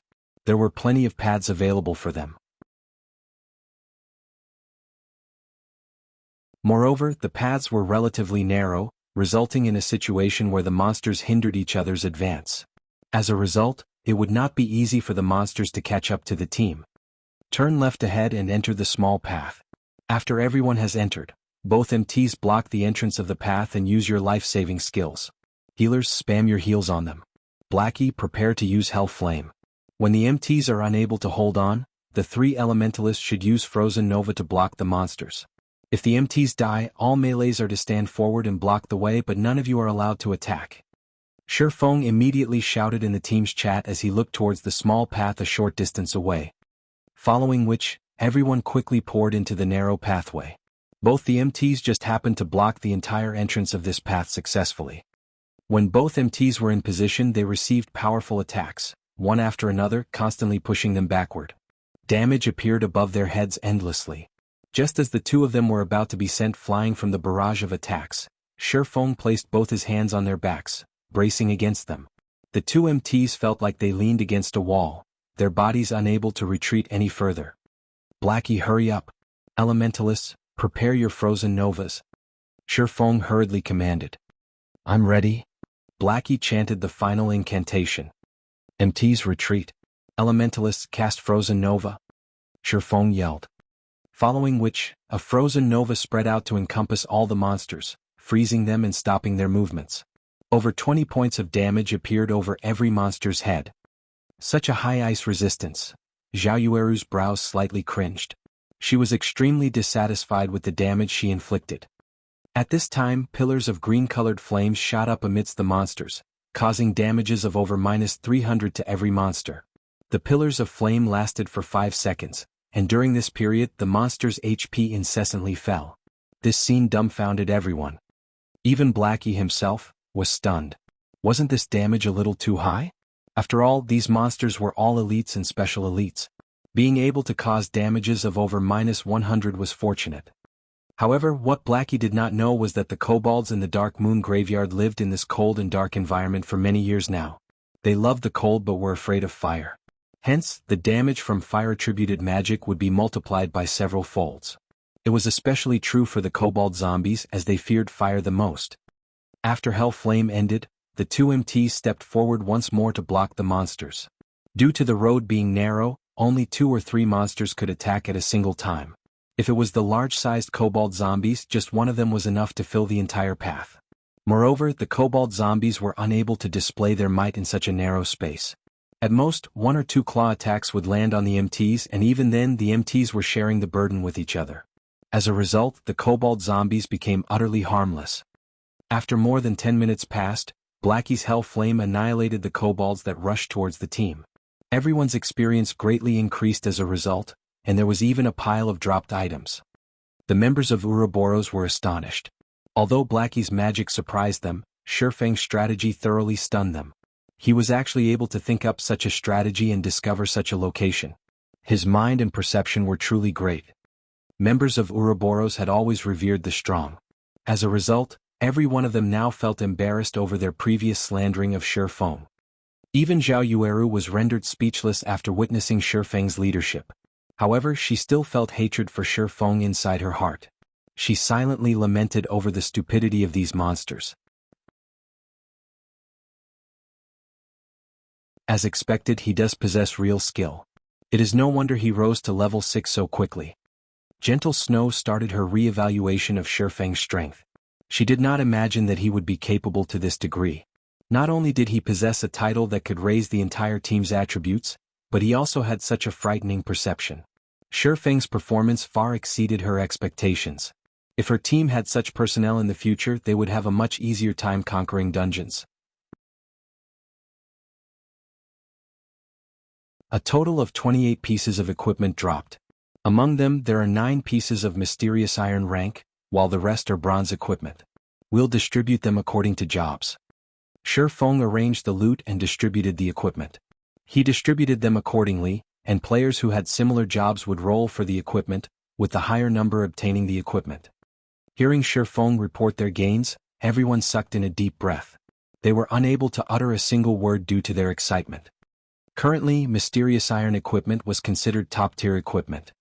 Previously, they had killed so many monsters in the normal mode of Dark Moon Graveyard, yet only a few pieces of bronze equipment dropped. Right now, however, they only killed a large wave of monsters, but already obtained so much mysterious iron equipment and bronze equipment. This drop rate was just too frightening. You're tuning in to the Han Li's Wuxia Adventures YouTube channel. We're so grateful for your support, and don't forget to subscribe to join us on this incredible journey through captivating stories. Your generosity through donations truly makes a world of difference, as it's the primary source of revenue that allows me to expand and enhance this channel for you. Thank you from the bottom of my heart for being a part of this adventure.